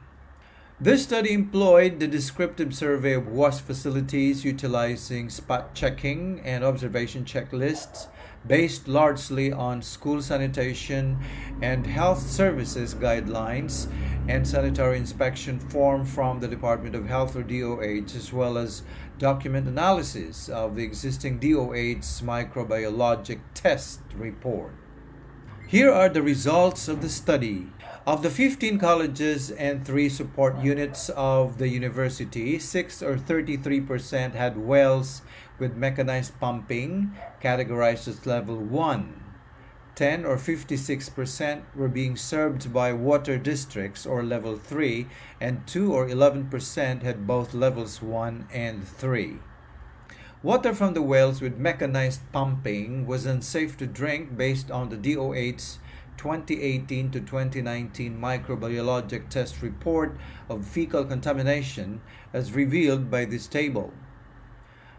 The sanitation facilities were not sufficiently maintained and proper hygiene not strictly observed due to non-functioning equipment, inadequate water supply, and non-provision of cleaning materials and toiletries. Hence, students and personnel are at risk for WASH-related infections. The present ratio of female and male students and personnel to WASH facilities meet the Code on Sanitation of the Philippines standards. The most common risk assessment findings among the 8 sites include the presence of a toilet and sewer within 100 meters from the pump house, faulty drainage, around the pump house, no fence around the pump house, allowing animal entry. The floor of the pump house is permeable to water, and water forms pools in the pump house. 5 risk factors were found to exist in 5 wells, or 62.5%, while 3 sites, or 37.5%, displayed 4 of the identified risk factors. Generally, the risk scores of all sites surveyed were interpreted as moderate level of risk. With these findings, the following are recommended: integrate WAS program in the 10-point agenda of the university president, increase financial investment in operation, repair, maintenance, and cleanliness of existing WAS facilities. This can be accomplished via national budget allocations or by identifying income generating projects of each college or unit of the university, and then sustainable budgetary allocation for wash facilities, specifically for repair, proper cleaning materials, and toiletries. All colleges and units of the university must be connected to level 3 water facility or water district, and then put up treatment facility for wells with mechanized pumping or level 1, and then collect water samples from all water sources, both levels 1 and 3 of the university, and submit to DOH accredited laboratories for drinking water analysis at regular period. Put up treatment facility for wastewater generated by school plumbing and laboratories, and formulate water safety plan for all water facilities in the university in order to identify and manage risks from catchment to consumers. And that completes my presentation. Thank you for listening.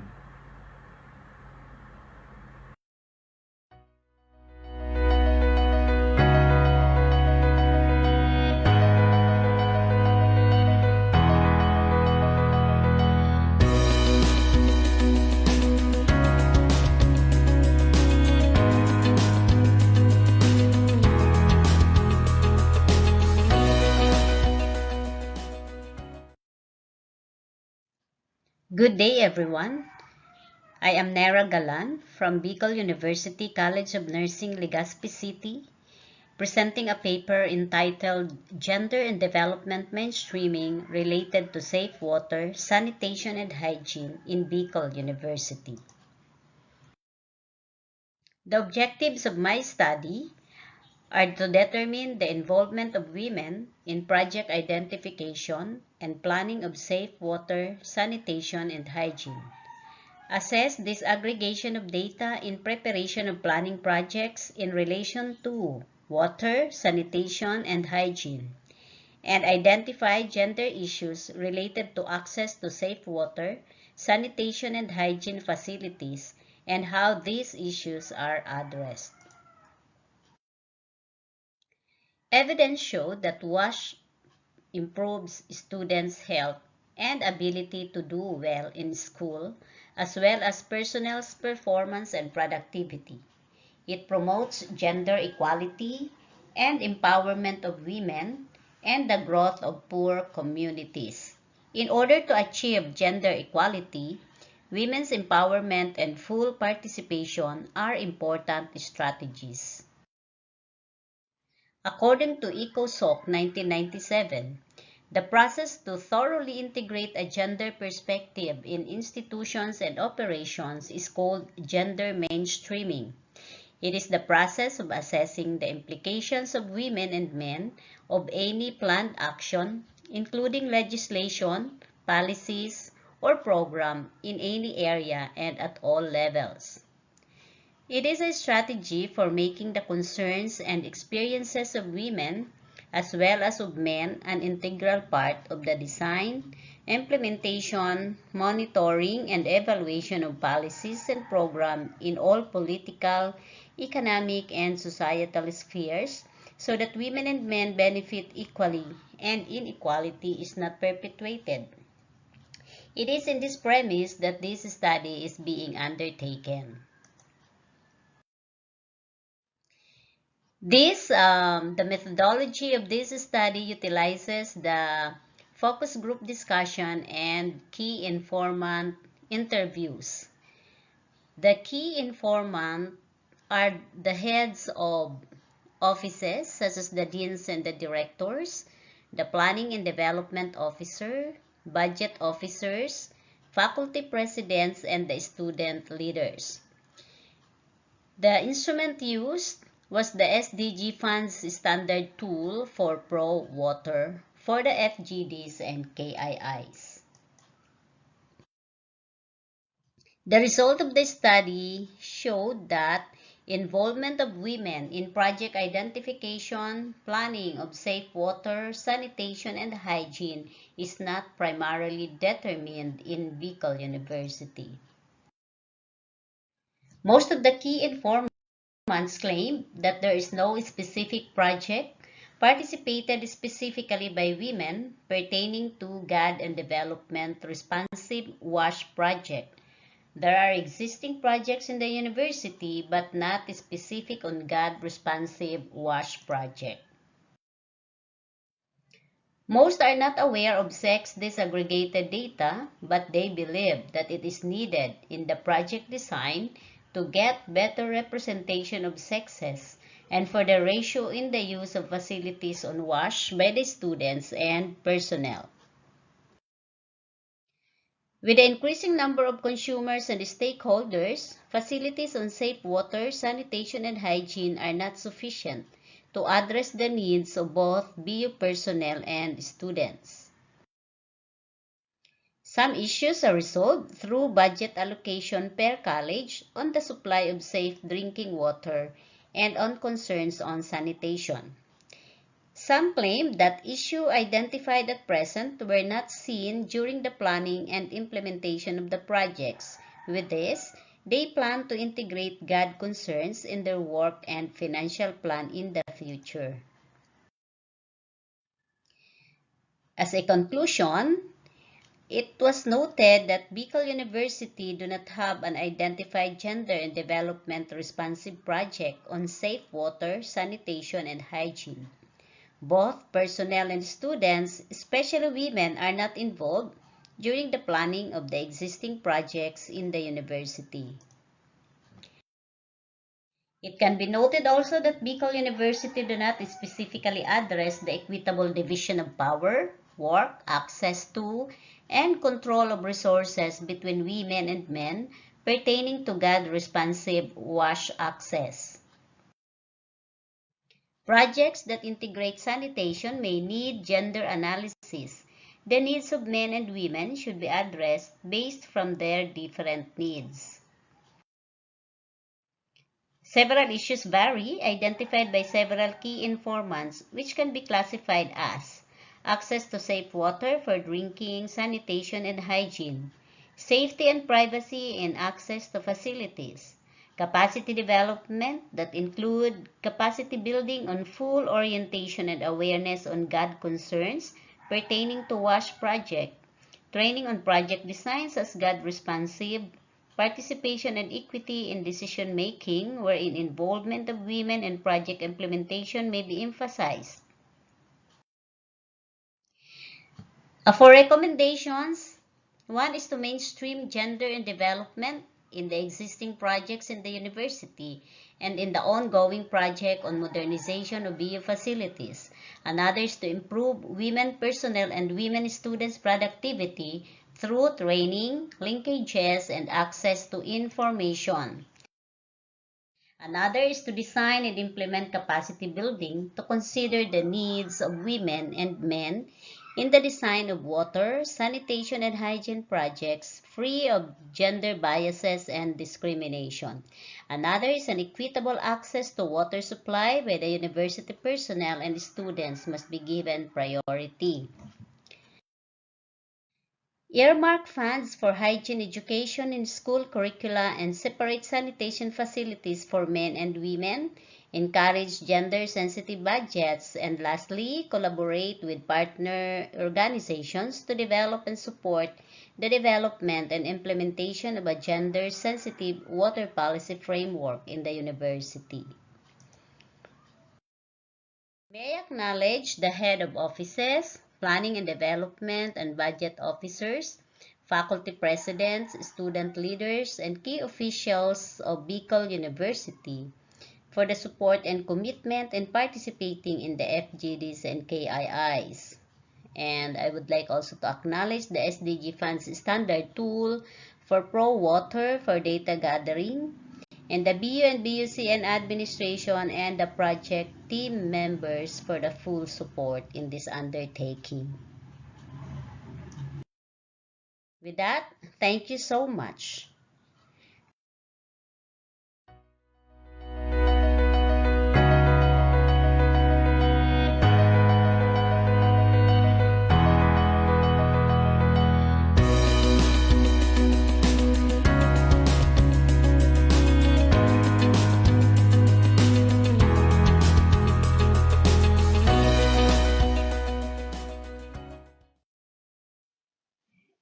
Good day, everyone. I'd like to present to you my study on assessment of the utilization of the antenatal care services of mothers in Iriga City and Tabaco City, which is part of the project Utilization and Implementation of ANC Services in Both Cities, which was externally funded by the Department of Health Region 5 in collaboration with Bicol University. Yours truly, Mary Joy B. Sande from Bicol University College of Nursing.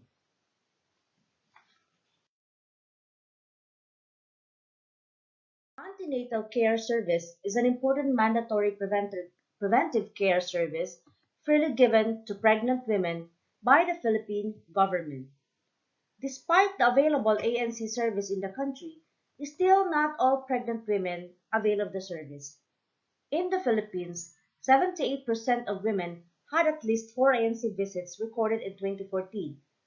Though incomplete, is still considered as a success by the Department of Health. WHO cited poverty, distance, lack of information, inadequate services, and cultural practices prevent women from seeking care.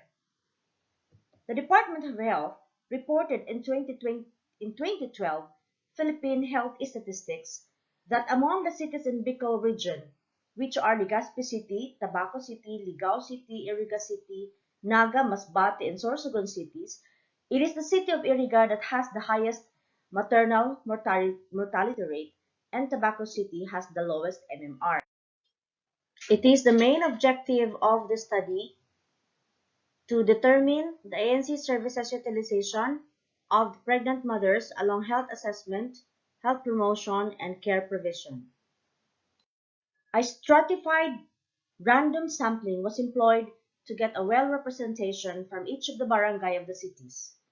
First, the barangays in Tabaco City and Iriga City were grouped into urban and rural classification based on the Philippine Standard Geographic Code of the Philippine Statistics Authority. The population from the urban and rural barangays from each city was retrieved based from the PSA 2016 and multiplied by 2.7% as the identified percentage of pregnant mothers in the population for a year, per DOH protocol. It resulted to the estimated number of pregnant mothers for a year, which was used in computing a sample size of the identified respondents of the study. A proportionate sample size was determined through proportionate stratified sampling by assigning a percentage of the sample population from urban and rural barangays of each city. Specific to this study is 10% from the estimated number of pregnant women from each of the urban and rural barangays from Tabaco and Iriga City. The instrument used was a questionnaire checklist based on the WHO focused antenatal care guidelines. It was translated to Tagalog, wherein the utilization of ANC services along assessment, health promotion, and care provision were answered by either a yes or a no by the respondents. Data gathering commenced after technical clearance was given by Bicol Consortium for Health Research and Development and the ethical clearance awarded by Bicol Regional Training and Teaching Hospital Institutional Review Board, after which we sought approvals from the city mayors, city health officers, and the barangay captains. Random selection of the respondents were done through the help of the barangay tanod and the barangay health workers as our guide during the data gathering procedures. Before guided interview was done, respondents signed the informed consent. We were helped by our trained enumerators, after which data collation and analysis were done using several statistical tools. Now, let me present to you the findings of the study. The ANC services covers the assessment of pregnant mothers, like taking their history, performance of physical examination, and requesting mothers for laboratory tests. Health promotion is also done and the provision of care. Results of these aspects of antenatal care will be presented in the succeeding slides. Its utilization is classified by the percentage of mothers who receive the services. It is further categorized as poor utilization if only 1 to 20% of the pregnant receive the services. Fair utilization for 21 to 40% of them. Good utilization for 41 to 60% of the mothers. Very good utilization for 61 to 80%. And excellent utilization for 81 to 100% of the pregnant mothers. Initially, assessment begins with interviewing the mothers about aspects related to the current and previous pregnancies, or we call it obstetric history. History taking establishes rapport and trust between the healthcare practitioner and the patient. It entails good communication skill from the HCP. True enough, the excellent utilization of the mothers in Iriga and Tabaco City can attest to an excellent implementation of the ANC services on history taking. Physical examination involves BMI computation, taking of BP, fetal growth and development uh, assessment, checking for multiple pregnancies, oral health, and thyroid enlargement. Both cities show excellent utilization for BMI, taking of BP, fetal growth assessment, and checking for multiple pregnancy. However, in Iriga City, there is fair utilization for oral health and assessment of thyroid enlargement, while in Tabaco City, there is good utilization for oral health and fair utilization for the assessment for thyroid enlargement. It is imperative that pregnant mothers are assessed through laboratory tests. This includes hemoglobin count, CBC, blood typing, urinalysis, pregnancy tests, HIV, STI, syphilis, and stool examinations, and also acetic acid wash. Laboratory tests aid the healthcare providers in determining the abnormalities or complications of pregnancy. Between the two cities, utilization in Iriga City ranged from poor to very good, while in Tabaco City from fair to excellent.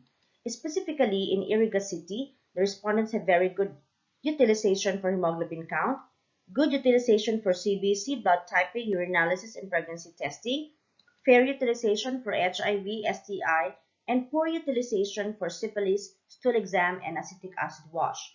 Meanwhile, in Tabaco City, utilization is excellent for hemoglobin count, CBC, blood typing, and urinalysis.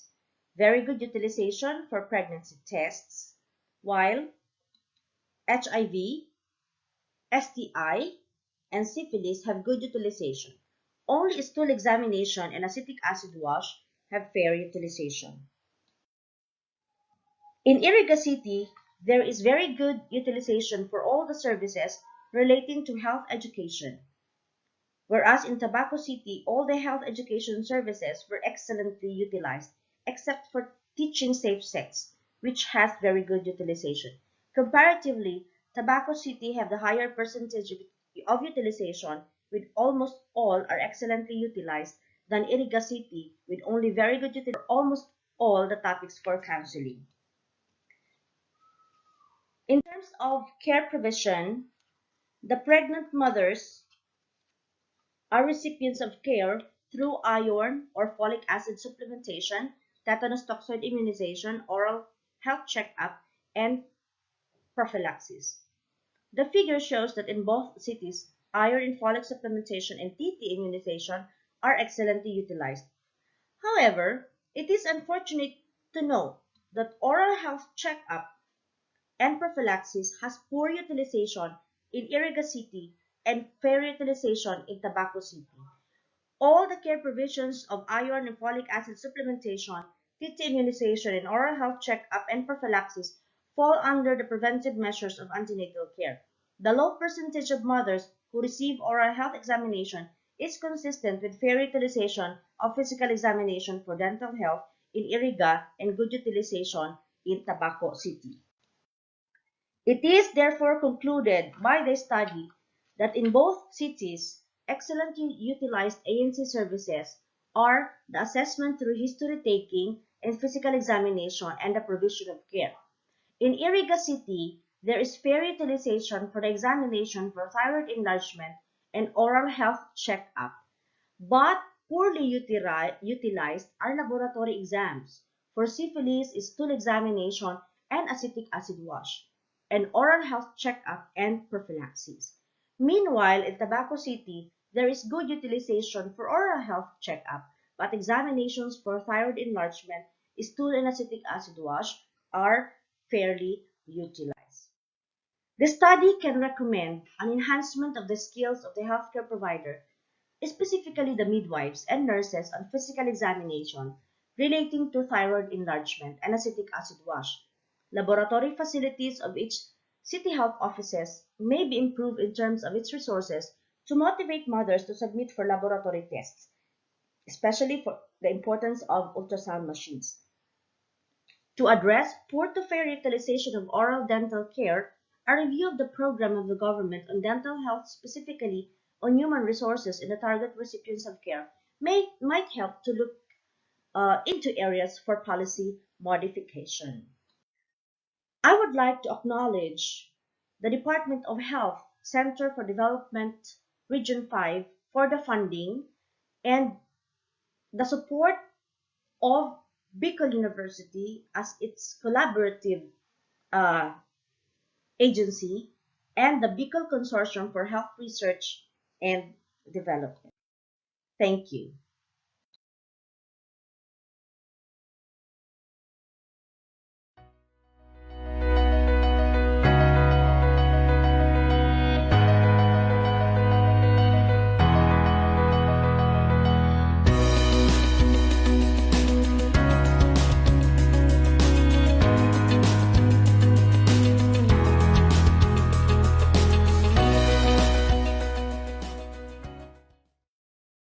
Good day, everyone. May I present to you my study on infant health beliefs and practices of mothers in Taysan Resettlement Site in Legazpi City, Albay, Philippines. This study is in response to the nation's continued commitment to improve the health outcomes of the Filipino children. It is an attempt to contribute to the Sustainable Development Goal on Good Health and Well-being, or SDG number 3, which is aimed at reducing the neonatal mortality rate in the country. This study determined the profile of the mothers in the resettlement site of Barangay Taysan in Legazpi City, as well as their infant health beliefs along infant feeding, hygiene and care of the sick, as well as the infant health practices along the same areas. The expected output of this study will not only supplement the government's efforts, but also widen the perspective and expand knowledge on the existing cultural beliefs and traditional practices on infant feeding, hygiene, and care of the sick. Likewise, the result of this study will help the mothers realize the importance and benefits of health practices while respecting their individual beliefs, cultural background, and values. Moreover, it will also serve as a baseline data for the Department of Health to enhance the existing health programs on maternal and child health. This study utilized the descriptive survey method. Questionnaire checklist translated in Bicol was the main data gathering instrument. It was administered to 84 respondents who are mothers with children between ages 0 and 1 year old residing at Taysan resettlement site. The questionnaire checklist was pilot tested to 10 mothers from Bungkara's resettlement site in Kamalig, Albay. The research tool consists of 3 parts, such as the mother respondent's profile, the infant health beliefs on infant feeding, hygiene, and care of the sick, as well as their health practices on the areas stated. Frequency distribution, percentage, ranking, and weighted mean were used for data analysis and interpretation. Likert scale was used to quantify the infant health beliefs and practices of mother respondents along the 3 areas. As to the findings of the study, majority of the respondents were young housewives with meager income, with 3 children, and having had their first pregnancy when they were 22 years old. Based on ranking, their most common infant health beliefs on infant feeding, hygiene, and care of the sick include the following concepts: that breastfeeding promotes mother-baby bonding, that breast milk is better than infant formula in contents, bathing the baby any day except Tuesday and Fridays in order to prevent illnesses, which is caused by evil spirits, and applying chewed leaves or betel juice, or what we call mama, on the baby's abdomen that can treat bloated belly and wounds. Their popular health practices include breastfeeding regularly and breastfeeding infant on the well breast, applying 70% alcohol on the umbilical cord 3 times a day in order to prevent infection and promote wound healing, and giving doctor-prescribed medications only after consultation. We can therefore conclude that cultural beliefs and traditional practices still exist, which are associated with health risk and adverse health outcomes. Hence, there's a need to enhance the implementation of the Essential Newborn Care or ENC protocol while recognizing and appreciating indigenous health beliefs and practices. So this ends my presentation. Good day and thank you.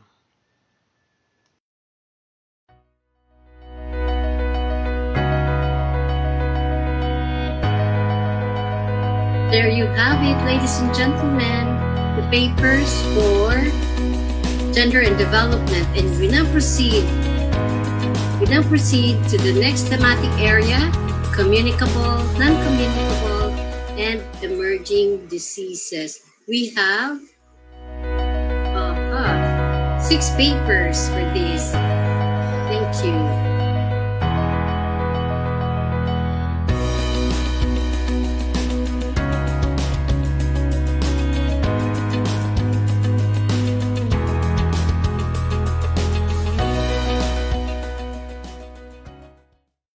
Good morning. My paper is entitled Care and Management of Pupils with Behaviors Associated to Attention Deficit Hyperactivity Disorder. I am Ramil Edward Vicarino, the Dean of the College of Nursing of La Consolacion College of Daet in Daet, Camarines Norte. Children with Attention Deficit Hyperactivity Disorder, or ADHD, have behavior problems that interfere in their normal lives. This study determined the symptoms manifested by pupils with behaviors associated with ADHD in terms of inattentiveness and hyperactivity.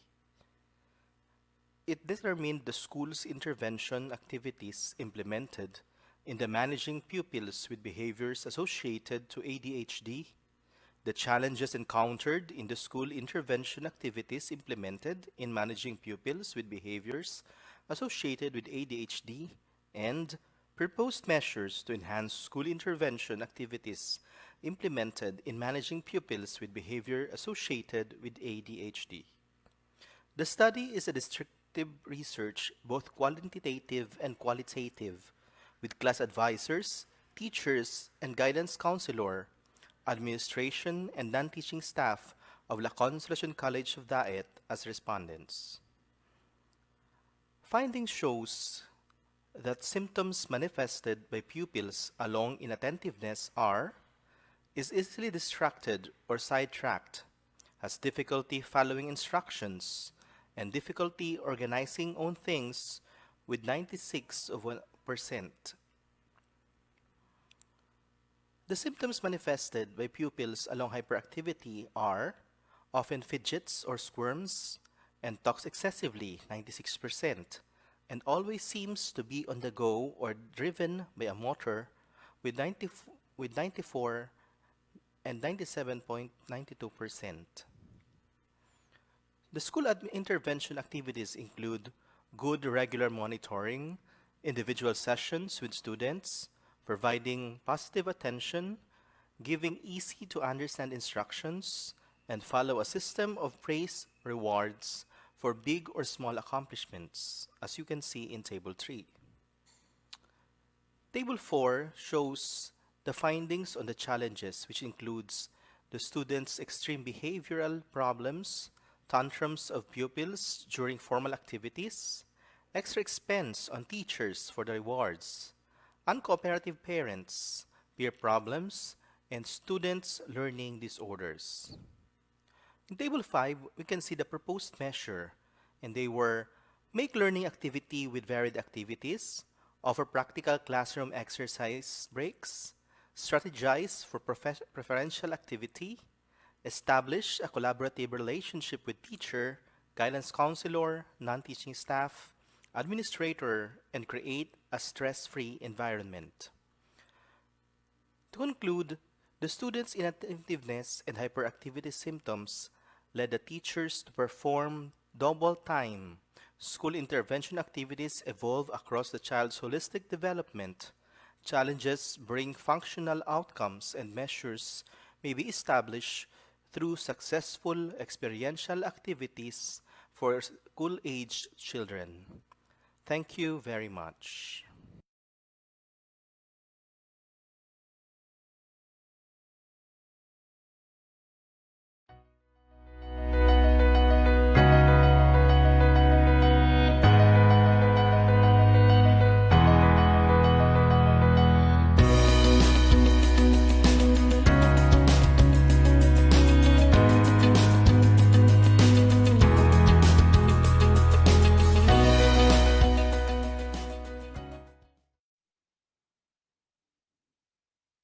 Good day. How are you? My name is Charmaine Bandol Maravillas from Department of Education, and I will be presenting the outcome of my study entitled The Impact of Climate Change on the Prevalence of Dengue Cases in the Province of Albay. My presentation will follow this format, namely, the brief background of the study, objectives, methodology, results and discussion, conclusions, and recommendations. Next, on the background of this study, focuses on climate change that truly affects the health of the population. It's happening and its impact is real and inevitable. Understanding the current impact of weather and climate variability on health is the first step towards assessing future impacts. Dengue proved to be the most climate change sensitive among vector-borne diseases that threatens public health, and this has been the premise from which this study is founded. On the objectives, this study examined the dengue situation in the province of Albay by specifically, firstly, tracing the prevalence of dengue cases. Secondly, assessing the extent of the effects of climate change on the activities of the vectors. Thirdly, identifying the problems or difficulties encountered by the program implementers related to the prevalence of dengue due to climate change, and identifying measures or programs identified by the respondents to decrease the incidence of vector-borne diseases and to adapt to climate change. For the methodology, this study make us of first, mixed research design was employed, utilizing ecological, psychology, and historical research.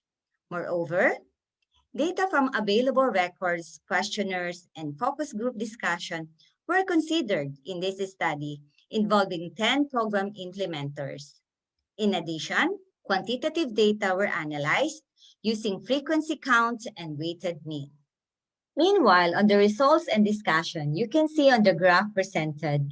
On the first subproblem, it has been noted that dengue is the most prevalent vector-borne disease in the province. Figures for the first 7 years showed that cases are not going beyond the 400 mark, while from 2007 to 2012, cases follow a sawtooth trend indicating the erratic behavior of cases. This specifies seasonality. On the qualitative data obtained through focus group discussion reinforce such findings. These summarize the frequency of rainfall will justify the epidemic of dengue that is favorable for breeding. On the second subproblem you can see on the table, this was measured using two important factors. First, temperature effects, and secondly, the rainfall effects. This means that at 2 degrees Celsius increase in the temperature, the incubation period of dengue virus will be shortened and more infected mosquitoes will be available for a longer period of time. Besides that, mosquito will bite more frequently because of dehydration and thus further increase man-mosquito contact. On the other hand, dengue transmission usually occurs during the rainy season when the temperature and humidity are conducive for build-up of the vector population, breeding in secondary habitats, as well as for longer mosquito survival. On the third and last subproblem you can see, lack of medicines, vaccines, and supplies in the hospitals and community centers was interpreted as an extensively pressing problem or difficulty with a weighted mean of 4.8. The other three problems and difficulties were described as moderately pressing, which includes community resistance to the program, prevalence of areas for breeding, and insufficient budget allocation of vector-borne diseases. Here are the results that show the objectives. As for the proposed measures or programs, concrete and feasible environmental management were extensively recommended, followed by strengthening advocacy programs, health teachings, and information campaign on how climate change impacts on the spread of vector-borne diseases and what the community can do in the mitigation and adaptation with a weighted mean 4.5. These results further illustrate in the focus group discussion noted the following topics. Emphasis were given on a new strategies to dengue prevention and control, namely, identifying the most productive breeding site, search and destroy approach, and community participation. This study in general concludes that dengue is the most prevalent vector-borne disease in the province.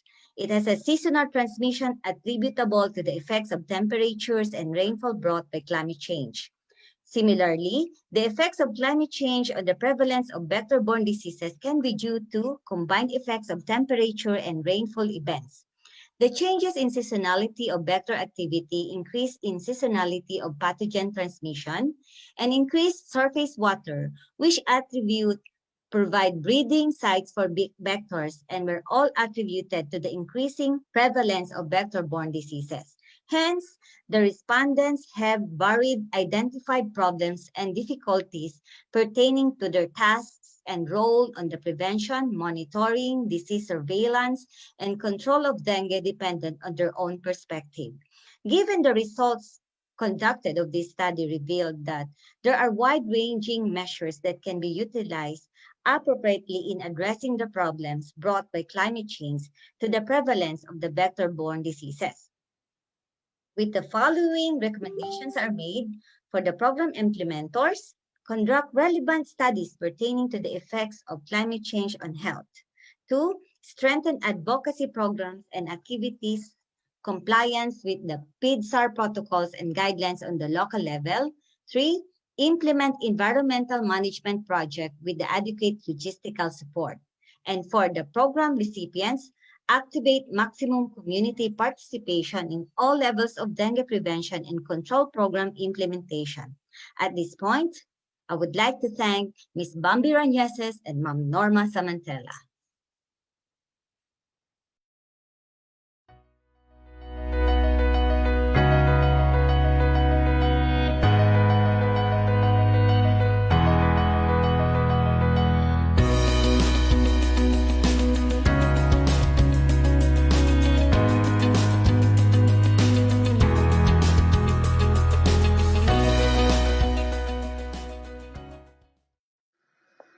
Greetings to everyone. The title of this study is The Risk Factors on Cardiovascular and Non-Communicable Diseases Among Employees in Private Higher Education Institutions in Legazpi City. My name is Rodel Arcilla Nino Franco of the Bicol University College of Nursing, and my co-author of this study is Dr. Maria Delia C. Rañeses of our department. This is funded by the Department of Health, uh, Center for Health Development, Region 5. For the introduction, cardiovascular as defined by the World Health Organization and the non-communicable diseases are health disorders. They are not infectious or transmittable. They are responsible for 70% of the deaths worldwide. According to the study of Onyango and Company on 2017, the finding shows that there are rising cases of hypertension and alarming rate of pre-hypertension among the working population. Specifically, the study would like to determine the following: the demographic profile of the respondents on age, civil status, position, ranks, educational attainment, and the income. It also would like to determine the CBDs and NCDs risk factors along non-modifiable and modifiable risk factors, and of course the probability of angina, heart attack, stroke, or TIA. Methodology used was it employed total enumeration of the respondents, and this is a quantitative study. The types of respondents are as follows. Most of them are instructors and office staff, along with assistant professors. Only 3 of them are full-fledged professors. This is the male counterpart of the study because the female counterpart is led by Dr. Rañeses. So I have 70 participants. This is the inclusion criteria. The important thing here, it underwent an extensive ethical review of the Institutional Review Board of BRTTH, and it utilized the WHO CBD and non-communicable diseases risk assessment form standardized pre-tested tool provided by the Department of Health.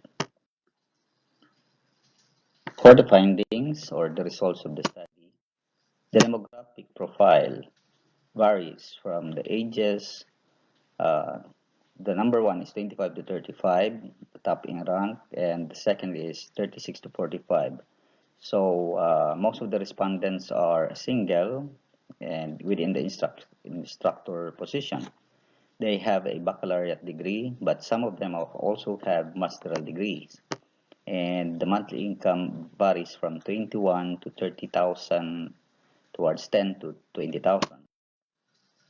For the modifiable and non-modifiable factors, as we can see, the leading is the hypertension as indicated during the data gathering. Kidney disease has the least frequency. Modifiable indicated that most of the males have normal blood pressure. However, there are 25 of them have the blood pressure of 120 over 80. For the body mass index, most of them are healthy, while 5 are noted to be obese. This is another important finding considering that most of the respondents are seen to be healthy based on the BMI. So from the variables of the modifiable, it is noted that there's no such obesity in the respondents of the male HCI employees, uh, there are noted alcohol intakes. However, they are not excessive alcohol drinkers. Some are not smokers. Um, they do have some high salt food intake, and of course, lesser are noted to have vegetable and fruit intake. However, they have very good physical activities. So the probabilities shows that there's no angina and heart attack as indicated during the data gathering, and no indication of stroke and transient ischemic attack. From the data gathered, 67% said no, that they have difficulty in talking, weakness of arms, leg, or the numbness of one side of the body.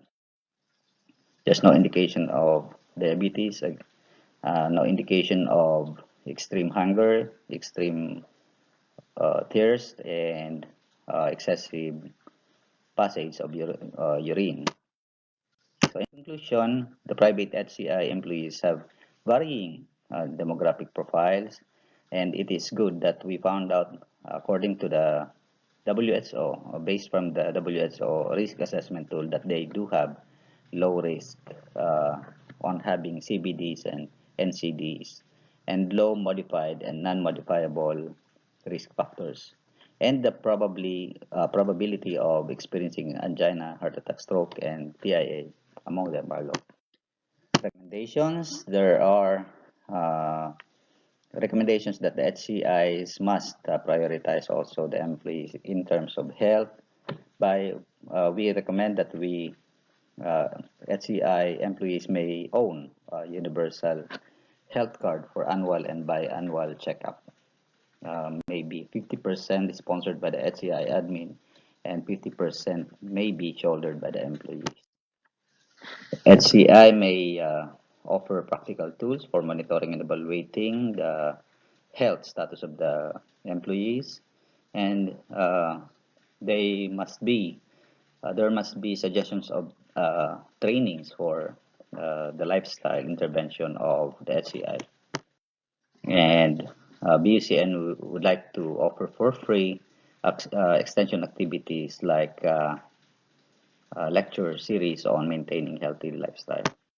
So with this disclaimer is, of course, the project is funded by the Department of Health. However, the data presented is not from the DOS, but are a result of research undertaken. We would like to acknowledge the CSB5 for the research funding, and BUCN for the strong support, as well as all of the staff. And again, thank you very much for this chance of delivering our research undertaking. Thank you.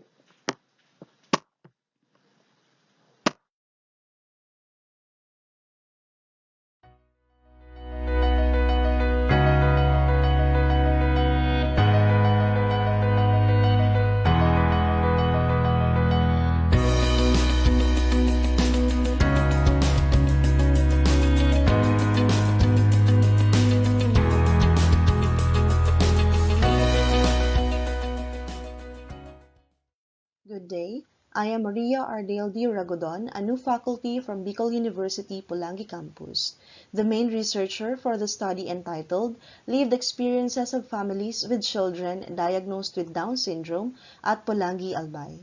But this undertaking will not be possible without the guidance of her thesis advisor and the co-author on this study, Dr. Marilyn N. Rivera, currently the Dean of the College of Health Sciences, Camarines Sur Polytechnic Colleges. The condition presented in this study is Down syndrome. According to Piliteri, Down syndrome is frequently seen as 1 in 800 live births. It is known to be the most prevalent cause of intellectual disability, which occurs around 15 to 20% of intellectually disabled population.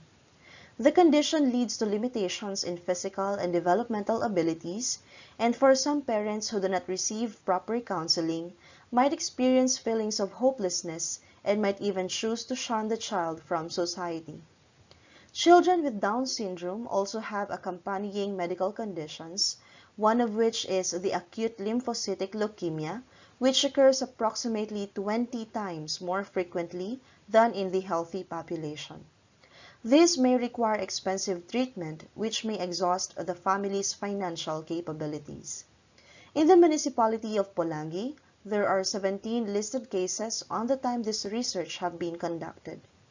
Given the following reasons, the researcher was provoked to explore the lived experiences of families having children with this condition.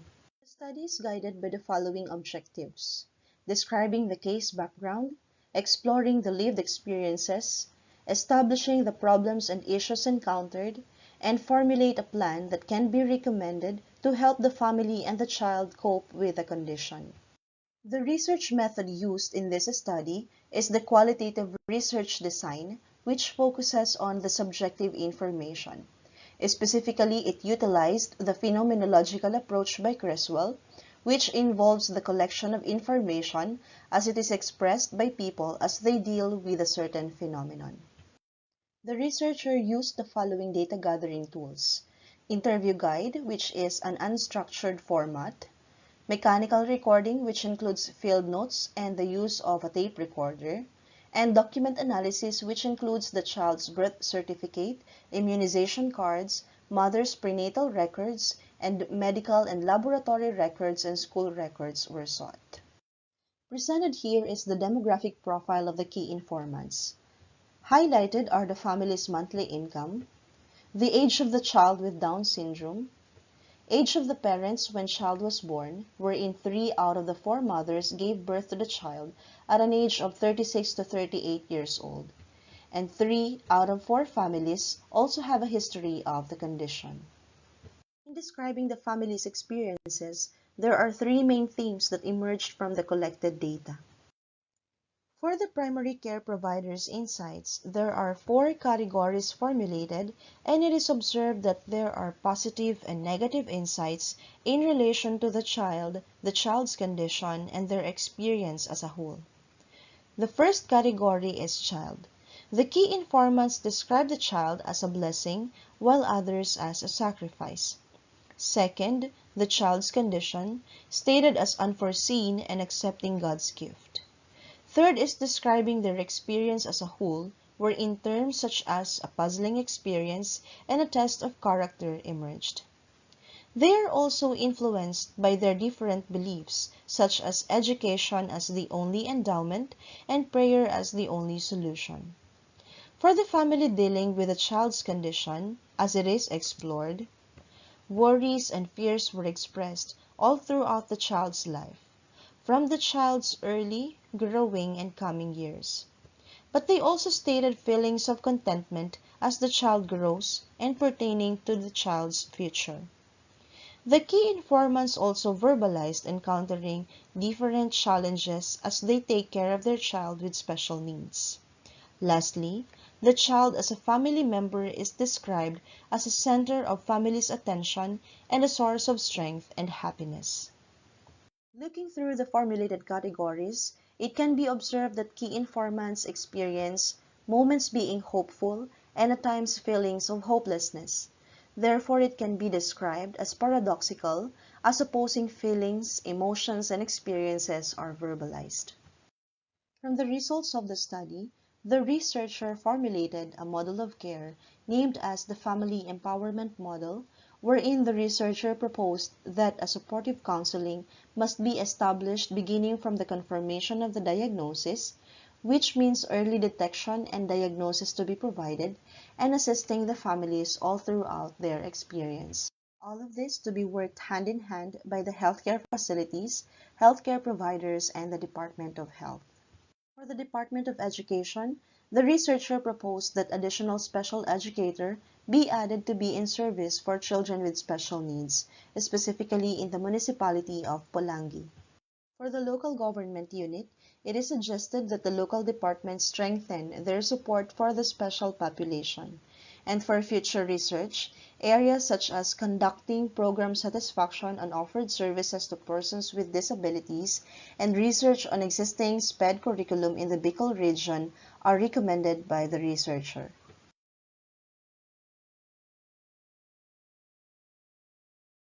Thank you and God bless.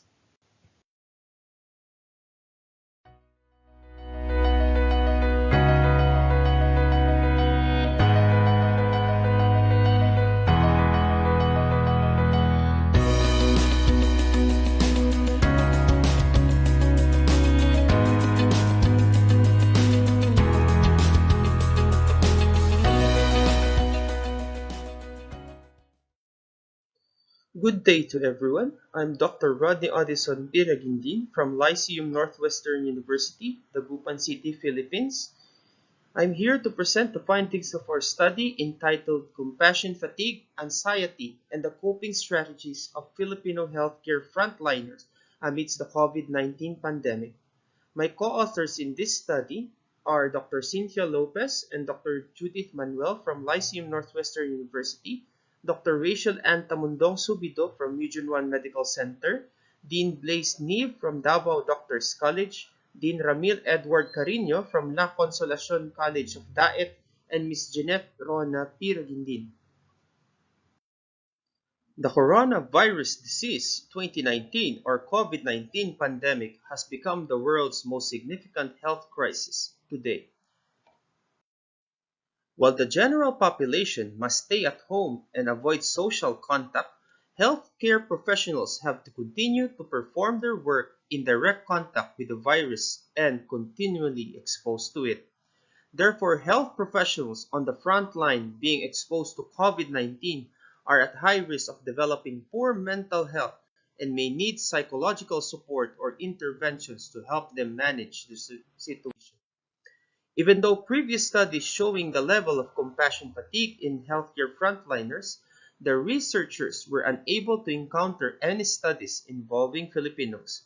The aim of this mixed method of research was therefore to analyze the level of compassion fatigue, anxiety, and to determine the coping strategies of Filipino healthcare frontliners amidst the COVID-19 pandemic during the month of October year 2020.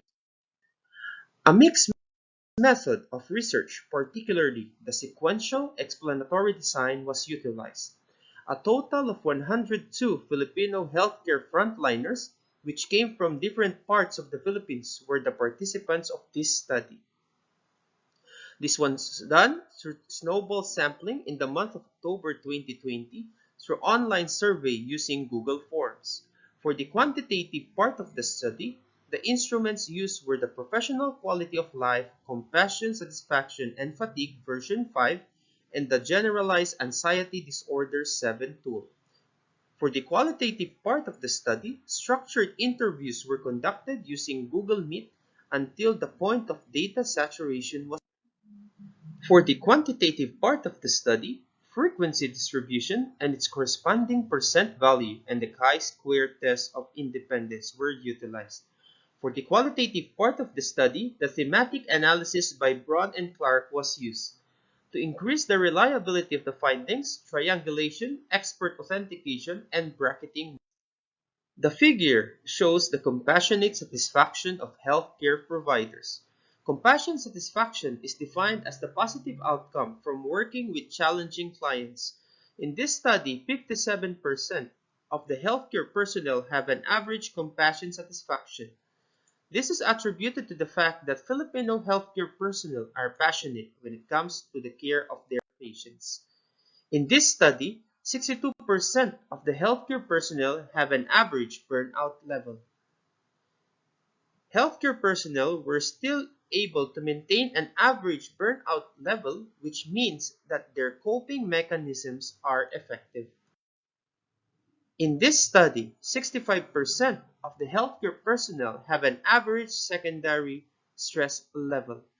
The findings show that healthcare personnel have a higher secondary stress level compared from the findings of the study conducted by McNeil from the University of Southern Mississippi, wherein only 44% of healthcare personnel have low secondary stress level.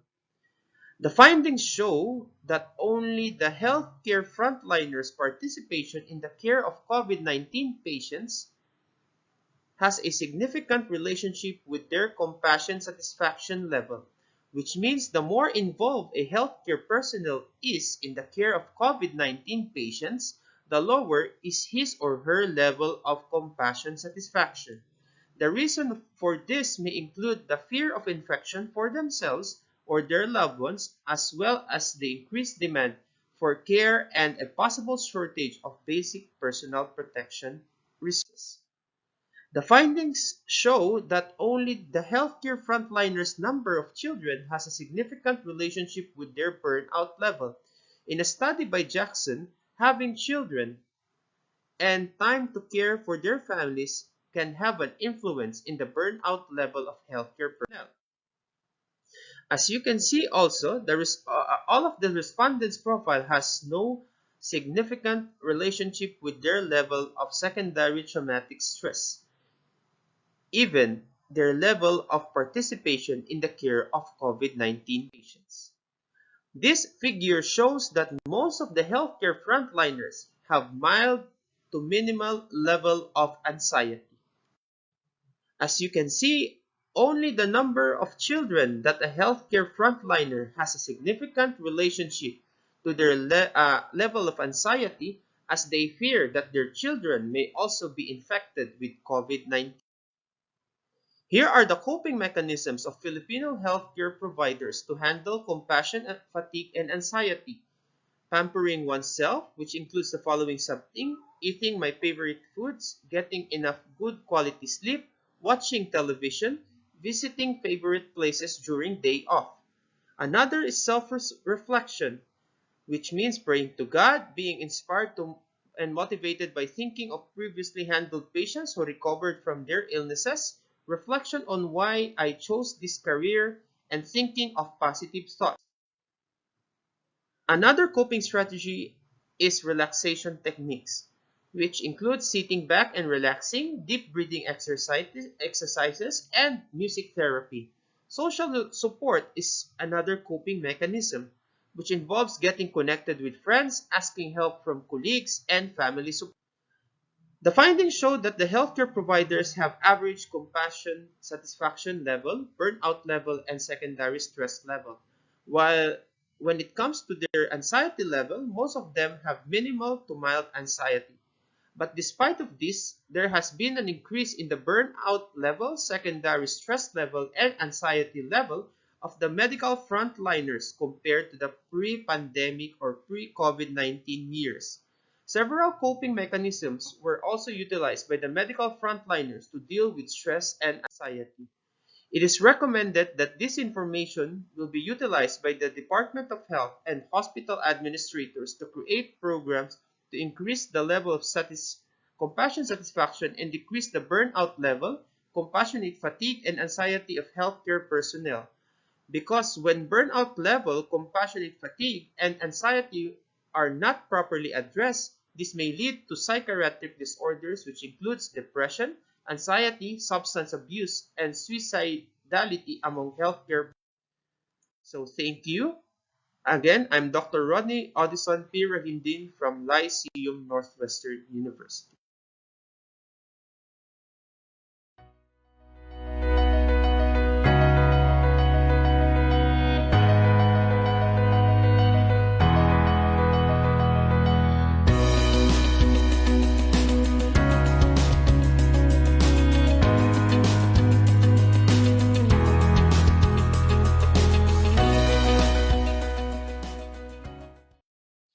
This paper is entitled Common Signs and Symptoms Experienced and Diagnosed Non-Communicable Diseases of Bicol University Teaching Workforce.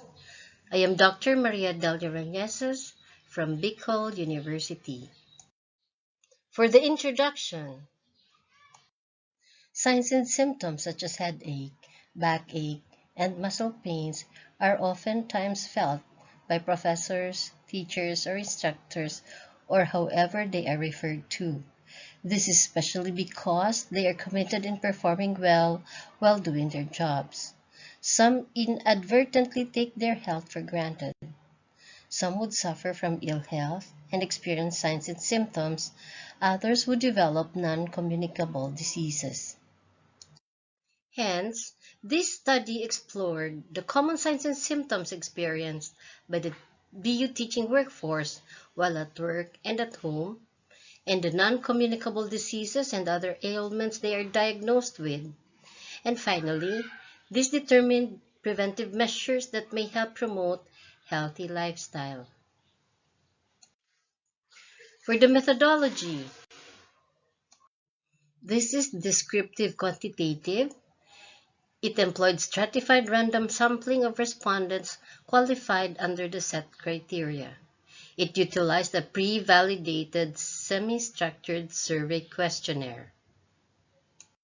Table 1 shows the respondents of the study, which totals to 172. Here are the findings of the study. Table 2A shows the common signs and symptoms, and the respondents marked whether they always experience it, sometimes experience it, or never experience it. Highlights of Table 2A. The following signs and symptoms are sometimes experienced by the respondents: headache, cough and colds, body and muscle pain, backache, and stomach ache. While the following signs and symptoms are never experienced by them: fainting spells, panic attacks, vomiting, nausea, and toothache. Table 2B shows the findings on the other signs and symptoms experienced while at work and at home. Highlights of Table 2B. The following signs and symptoms are sometimes experienced by the respondents: worry, feeling extremely happy, overthinking, wants to be alone, and feeling extremely sad. While the signs and symptoms never experienced by them are difficulty of breathing, tightening of the chest, swelling in legs, ankles, and feet, lightheadedness, and palpitations. Table 3 shows the findings on the diagnosed non-communicable diseases or NCDs and other ailments. Highlights of Table 3. Under the diagnosed NCDs and other ailments, findings reveal that only 26.74% is diagnosed with high blood pressure or hypertension, only 14.53% with asthma, 11.63% with diabetes, 10% or 10.47% with arthritis or rheumatoid arthritis, and only 8.14% with obesity. In preventive measures that may help promote healthy lifestyle and better performance among the teaching workforce, findings showed 3 salient measures: undergo laboratory exams annually and receive vaccines, do regular exercises and eat and drink healthy, and finally, maintain and sustain their current active lifestyle. For the conclusion, the Bickel University teaching workforce goes on with their daily work without suffering from serious signs and symptoms, and only a few are diagnosed with non-communicable diseases. Thus, they evidently take good notice of their health, exist towards good health, and implement preferential measures to maintain the salient findings of sometimes experiencing common signs and symptoms, and only a few having NCDs. Allow me to end my presentation with this maxim: do a task that you enjoy, one that does not really feel like work. Be healthy, be fit, be confident and smile. Appreciate and always pray. Remember the hashtag blessed and blissful. Thank you very much.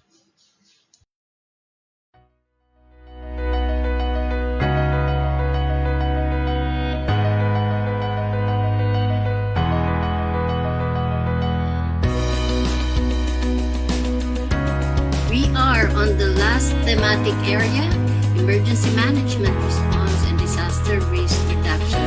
And we have 3 presenters in this theme. Thank you.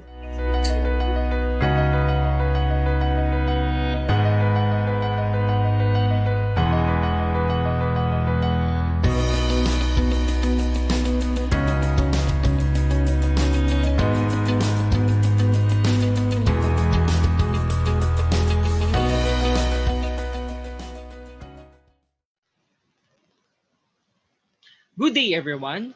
I am Gilbert C. Bagsik from the Department of Education, City Schools Division of Kabuya. The title of my study is Competency of Occupational Health Nurses in Attending Medical Emergencies in Laguna, Continuing Professional Enhancement. Providing emergency medical care is an important competency an occupational health nurse practicing in the occupational health field must have. Literature shows evidence indicating that the workplace is a major source of incidents. Practice in the occupational health field demands a nurse who possesses the competencies, the traits, and the skills that is needed in emergency cases. Some of the country's biggest export and processing zones and industrial parks are located in the Laguna province, and that is why nurses practicing in this field must be equipped to attend different kinds of workplace emergencies. The objective of this study is to assess the current level of competency in attending medical emergencies of occupational health nurses in the province of Laguna. Specifically, the study assessed the level of competency of occupational health nurses in attending medical emergencies in terms of ability to implement established emergency protocols, respond to emergency calls, and providing emergency medical care in the event of injury. The study also proposed different continuing professional development programs. 50 occupational health nurses and their respective supervisors are the main participants of this study. The study was conducted in the component cities of the province, namely San Pablo City, Calamba City, Cabuyao City, Santa Rosa City, and Binyan City, where the large exports and processing zones are located. A standardized tool with permission from the author was used in this study. A descriptive method was utilized, and frequency distribution and simple weighted mean were used as statistical treatment. The findings of the study are as follows. In attending medical emergencies, the core competency variables of ability to implement established emergency protocols, ability to respond to emergency calls, and the ability to provide emergency medical care in the event of injury obtained a level of very competent as evaluated by their respective nursing supervisors. The findings of this study led to the following conclusions. Implementing and maintaining established emergency protocol is an aspect of emergency nursing in the occupational health where occupational health nurses are skillful and knowledgeable. Occupational health nurses are professionally trained in responding to emergency calls and competently demonstrated skills in first aid, life support, and utilization of different emergency medical equipments. And last, occupational health nurses are skillful and highly knowledgeable in providing emergency care in the event of injury. This includes evaluating hazards and environmental safety, ambulance conductions, and accurate in documentation of these events. The researcher also proposed different activities and programs to further enhance their knowledge, skills, and attitude in providing emergency care in the workplace. Again, I am Gilbert C. Bagsik from the Department of Education, City Schools Division of Cabuyao. Thank you very much for listening and have a good day.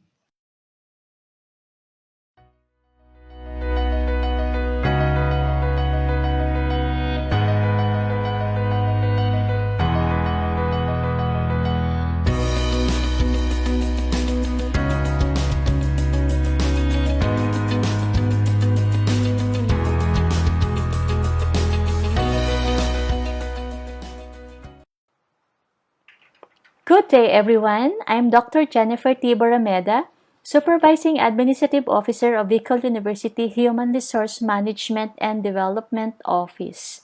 Today, I'm proud to present to you my research entitled Status of Disaster Risk Reduction Management Practices of State Universities and Colleges in Bicol Region. This study determined the status of DRRM practices of 6 state universities and colleges in Bicol Region, namely Don Emilio B. Espinosa Memorial State College for Agricultural Technology, Catanduanes State University, Camarines Norte State College, Central Bicol State University of Agriculture, Sorsogon State University, and Bicol University. This is a qualitative study, utilized document analysis and interview guide to gather data. The status of disaster risk reduction management practices was determined along administrative capacity, academic desirability, and academic community participation, guided by the 15 standards of emergency management system. For administrative capacity, the study was able to determine the SUC's financial stability management systems as experienced by the respondents. For academic desirability, the study was able to determine the commitment of the academic community in adopting and implementing pertinent provisions of Republic Act 10121 along instruction, research, and extension. While in academic participation, it was described by the involvement of students, faculty, and personnel of state universities and colleges in Bicol Region before, during, and after disaster. This also includes participation in the development practices in disaster risk reduction management. The determination of the status of disaster risk reduction practices was guided by the 15 standards of emergency management system, namely access to health care, communications, coordinated record keeping, critical care units, disaster plan, facilities, manpower, mobility, mutual aid, public information and education, public safety agencies, review and evaluation, stakeholder participation, training, and transportation. Disaster is natural or man-made phenomenon, classified according to speed of onset. History tells why the Philippines is compelled to take disaster risk reduction and management seriously.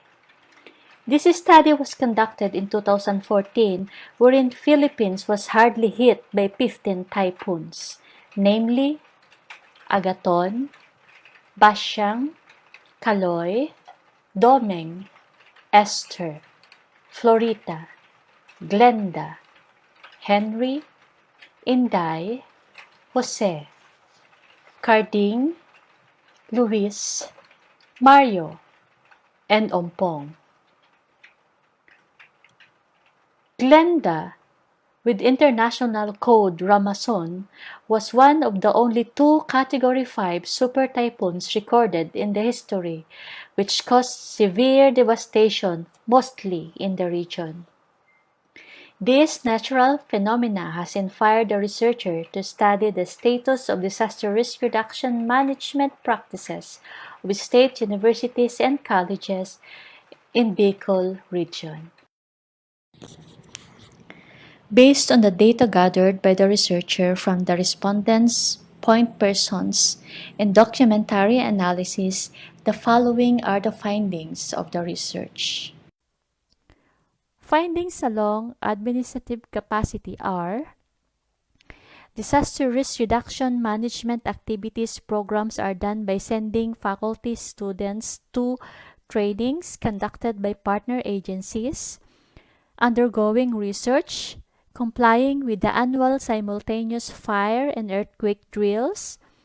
Activities are funded by student development funds, local government units, Office of Civil Defense, non-government organizations, gender and development funds, and graduate school extension services. They established teams headed by SUC presidents assisted by DRRM officer. In one SUC, main command is Regional Center for DRRM Climate Change Adaptation. Four SUCs designate officials and members of DRRM committee, one established independent DRRM CCA office or center. Two SUCs are revising DRRM manuals. Along academic desirability, one SUC conducts trainings, capacitating all personnel including frontliners. Other SUCs conduct orientation, awareness campaign to communities through extension and national service training program activities. Two SUCs offer curriculum with disaster risk reduction management related courses. All SUCs have local, regional, national, and international linkages. Along academic community participation, SUCs join annual fire and earthquake drills. In two state universities and colleges, personnel are not capacitated. Few faculty members are sent to trainings. Fewer non-teaching personnel are sent. Students play vital roles demonstrated by Federated Student Council. In conclusion, Bicol Region's state universities and colleges have unclear mandates in DRRM. Trainings may be intensified, protocols and policies may be developed and implemented. Before I end my presentation, I would like to share these quotes to you, which says, "We cannot stop natural disasters, but we can arm ourselves with knowledge. So many lives wouldn't have to be lost if there was enough disaster preparedness. Also, let us remember that when disaster strikes, the time to prepare has passed." Thank you and goodbye.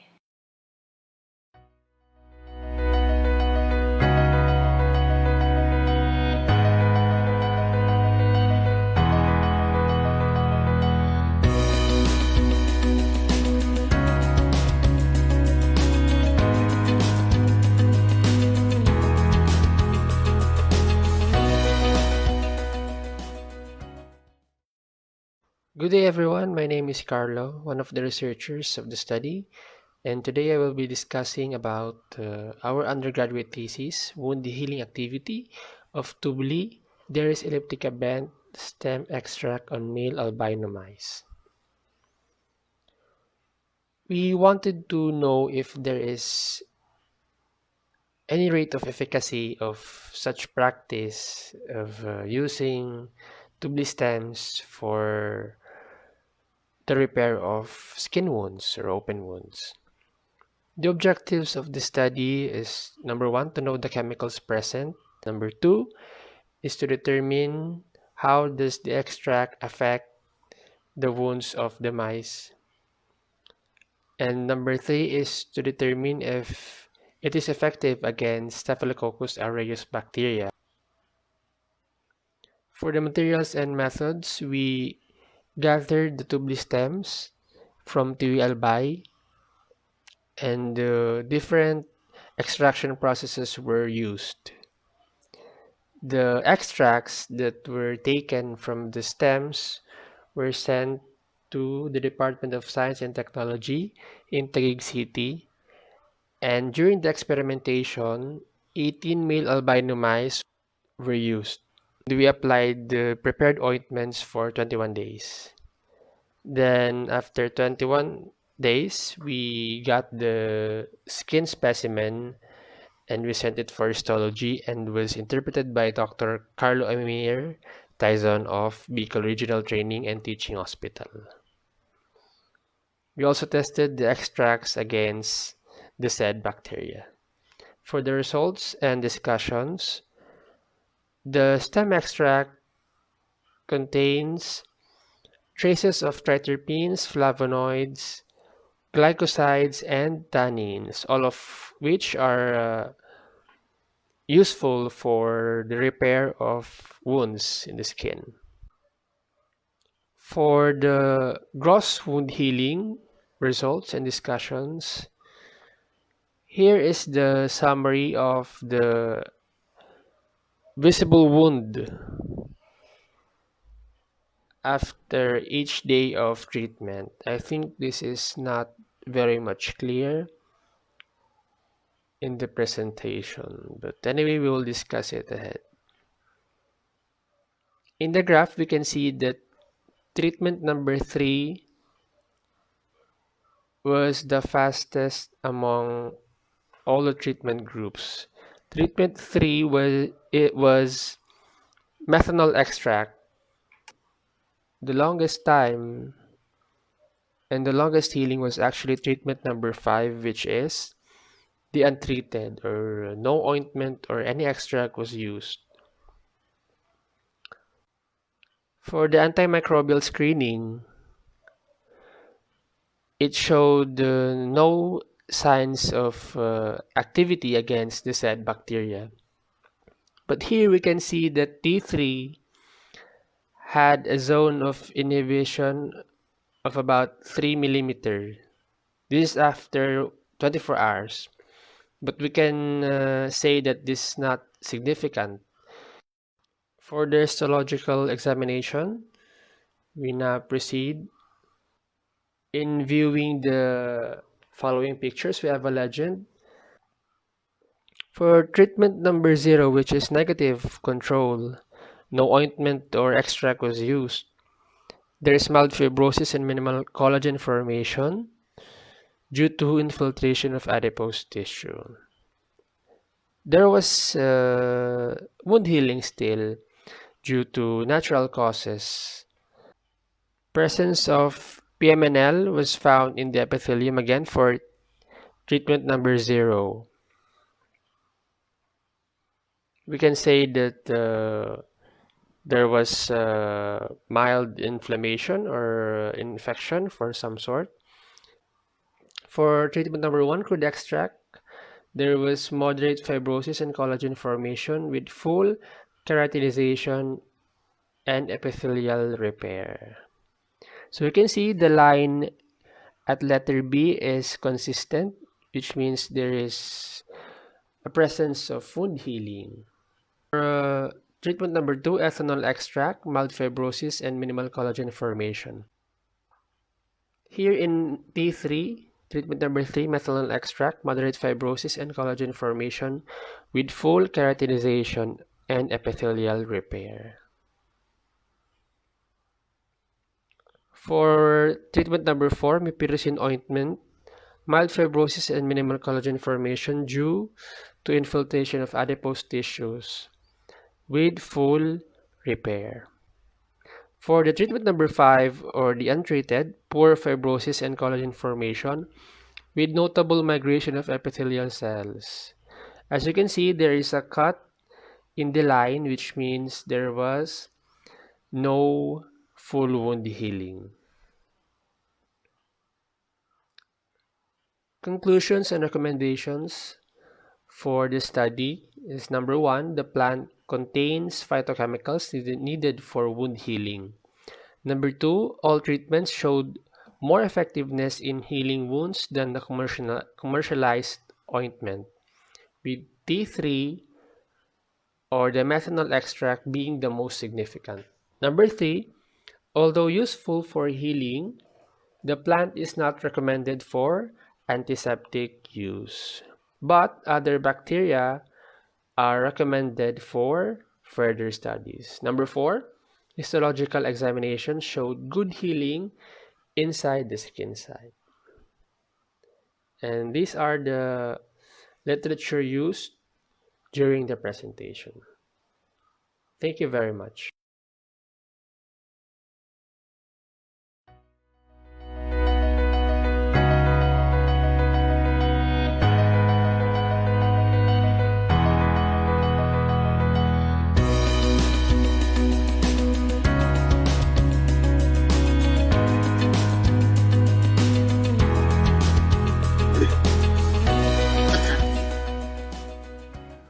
Hello, we are back. We are done with the paper presentations. Thank you so much for your attention and participation. Yes, and you know what? There were how many people who came up?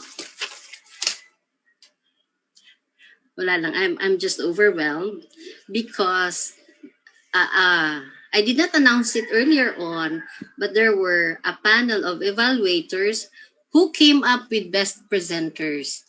But we did not include the BUCN presenters because, of course, it will be serving because we are the sponsor of this event. And so, 3 people came up with best presenters. Are you ready? Uh, actually, there is supposed to be a best presenter award, but the certificate are still with with the BU president for signature. And so, wait a minute lang ha. One, two, one, two. They came up with 4. 1, 2, 3, 4. Okay, 3 people came up with 4 best presenters from among the non-BUCN presenters. So, are we ready for that? I do not see others. Are you still there? Yes. Yes, for they did not select from each category, but they selected randomly from all, kumbaga, across. Okay, this is in no particular order. Ragondon. Congratulations. What's your complete name? Miss Ragondon is from BUPC. Maria Ardel, Ragondon. ma'am. Yeah, very good. Congratulations. Thank Miss you, ma'am. Ragondon, Maria Ardel Ragondon. And another is, I'm not sure it's Dr. Rodney Odeson Ragindin.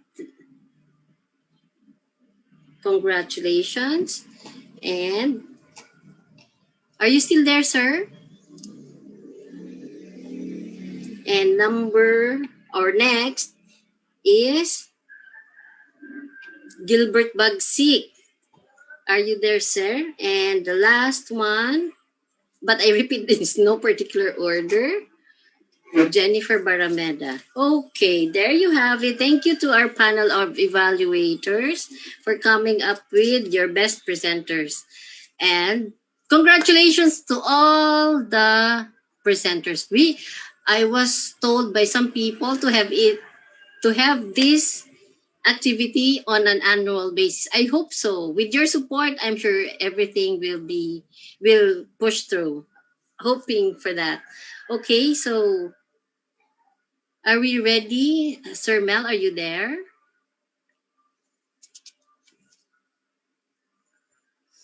Hello? Okay. I think it's now time for our, unless there are questions. No more questions. Thank you for all your, I heard that you already gave your, what's this? Evaluation.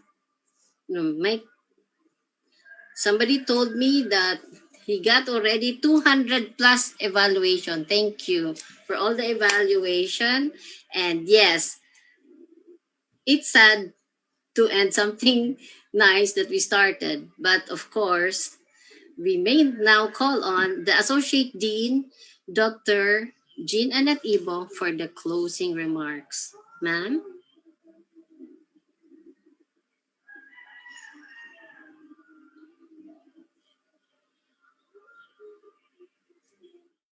A pleasant afternoon to everyone. This second Bicol University College of Nursing International Colloquium on Health attempts to bring researchers from different parts of the world to disseminate. A pleasant afternoon to everyone. This second Bicol University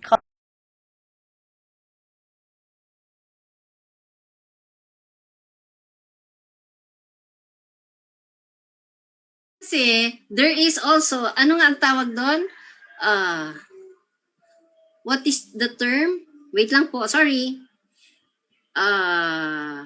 People's Choice Award for the best presenter. Meron po din tayo. Okay, they came up with a unanimous decision.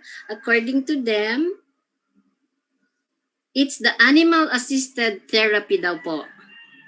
Ano nga yun? Sino ba? Ano po yun ha? I repeat, People's Choice Award based on students' choice. Sino na nga yung assisted? I forgot really. Anyway, thank you.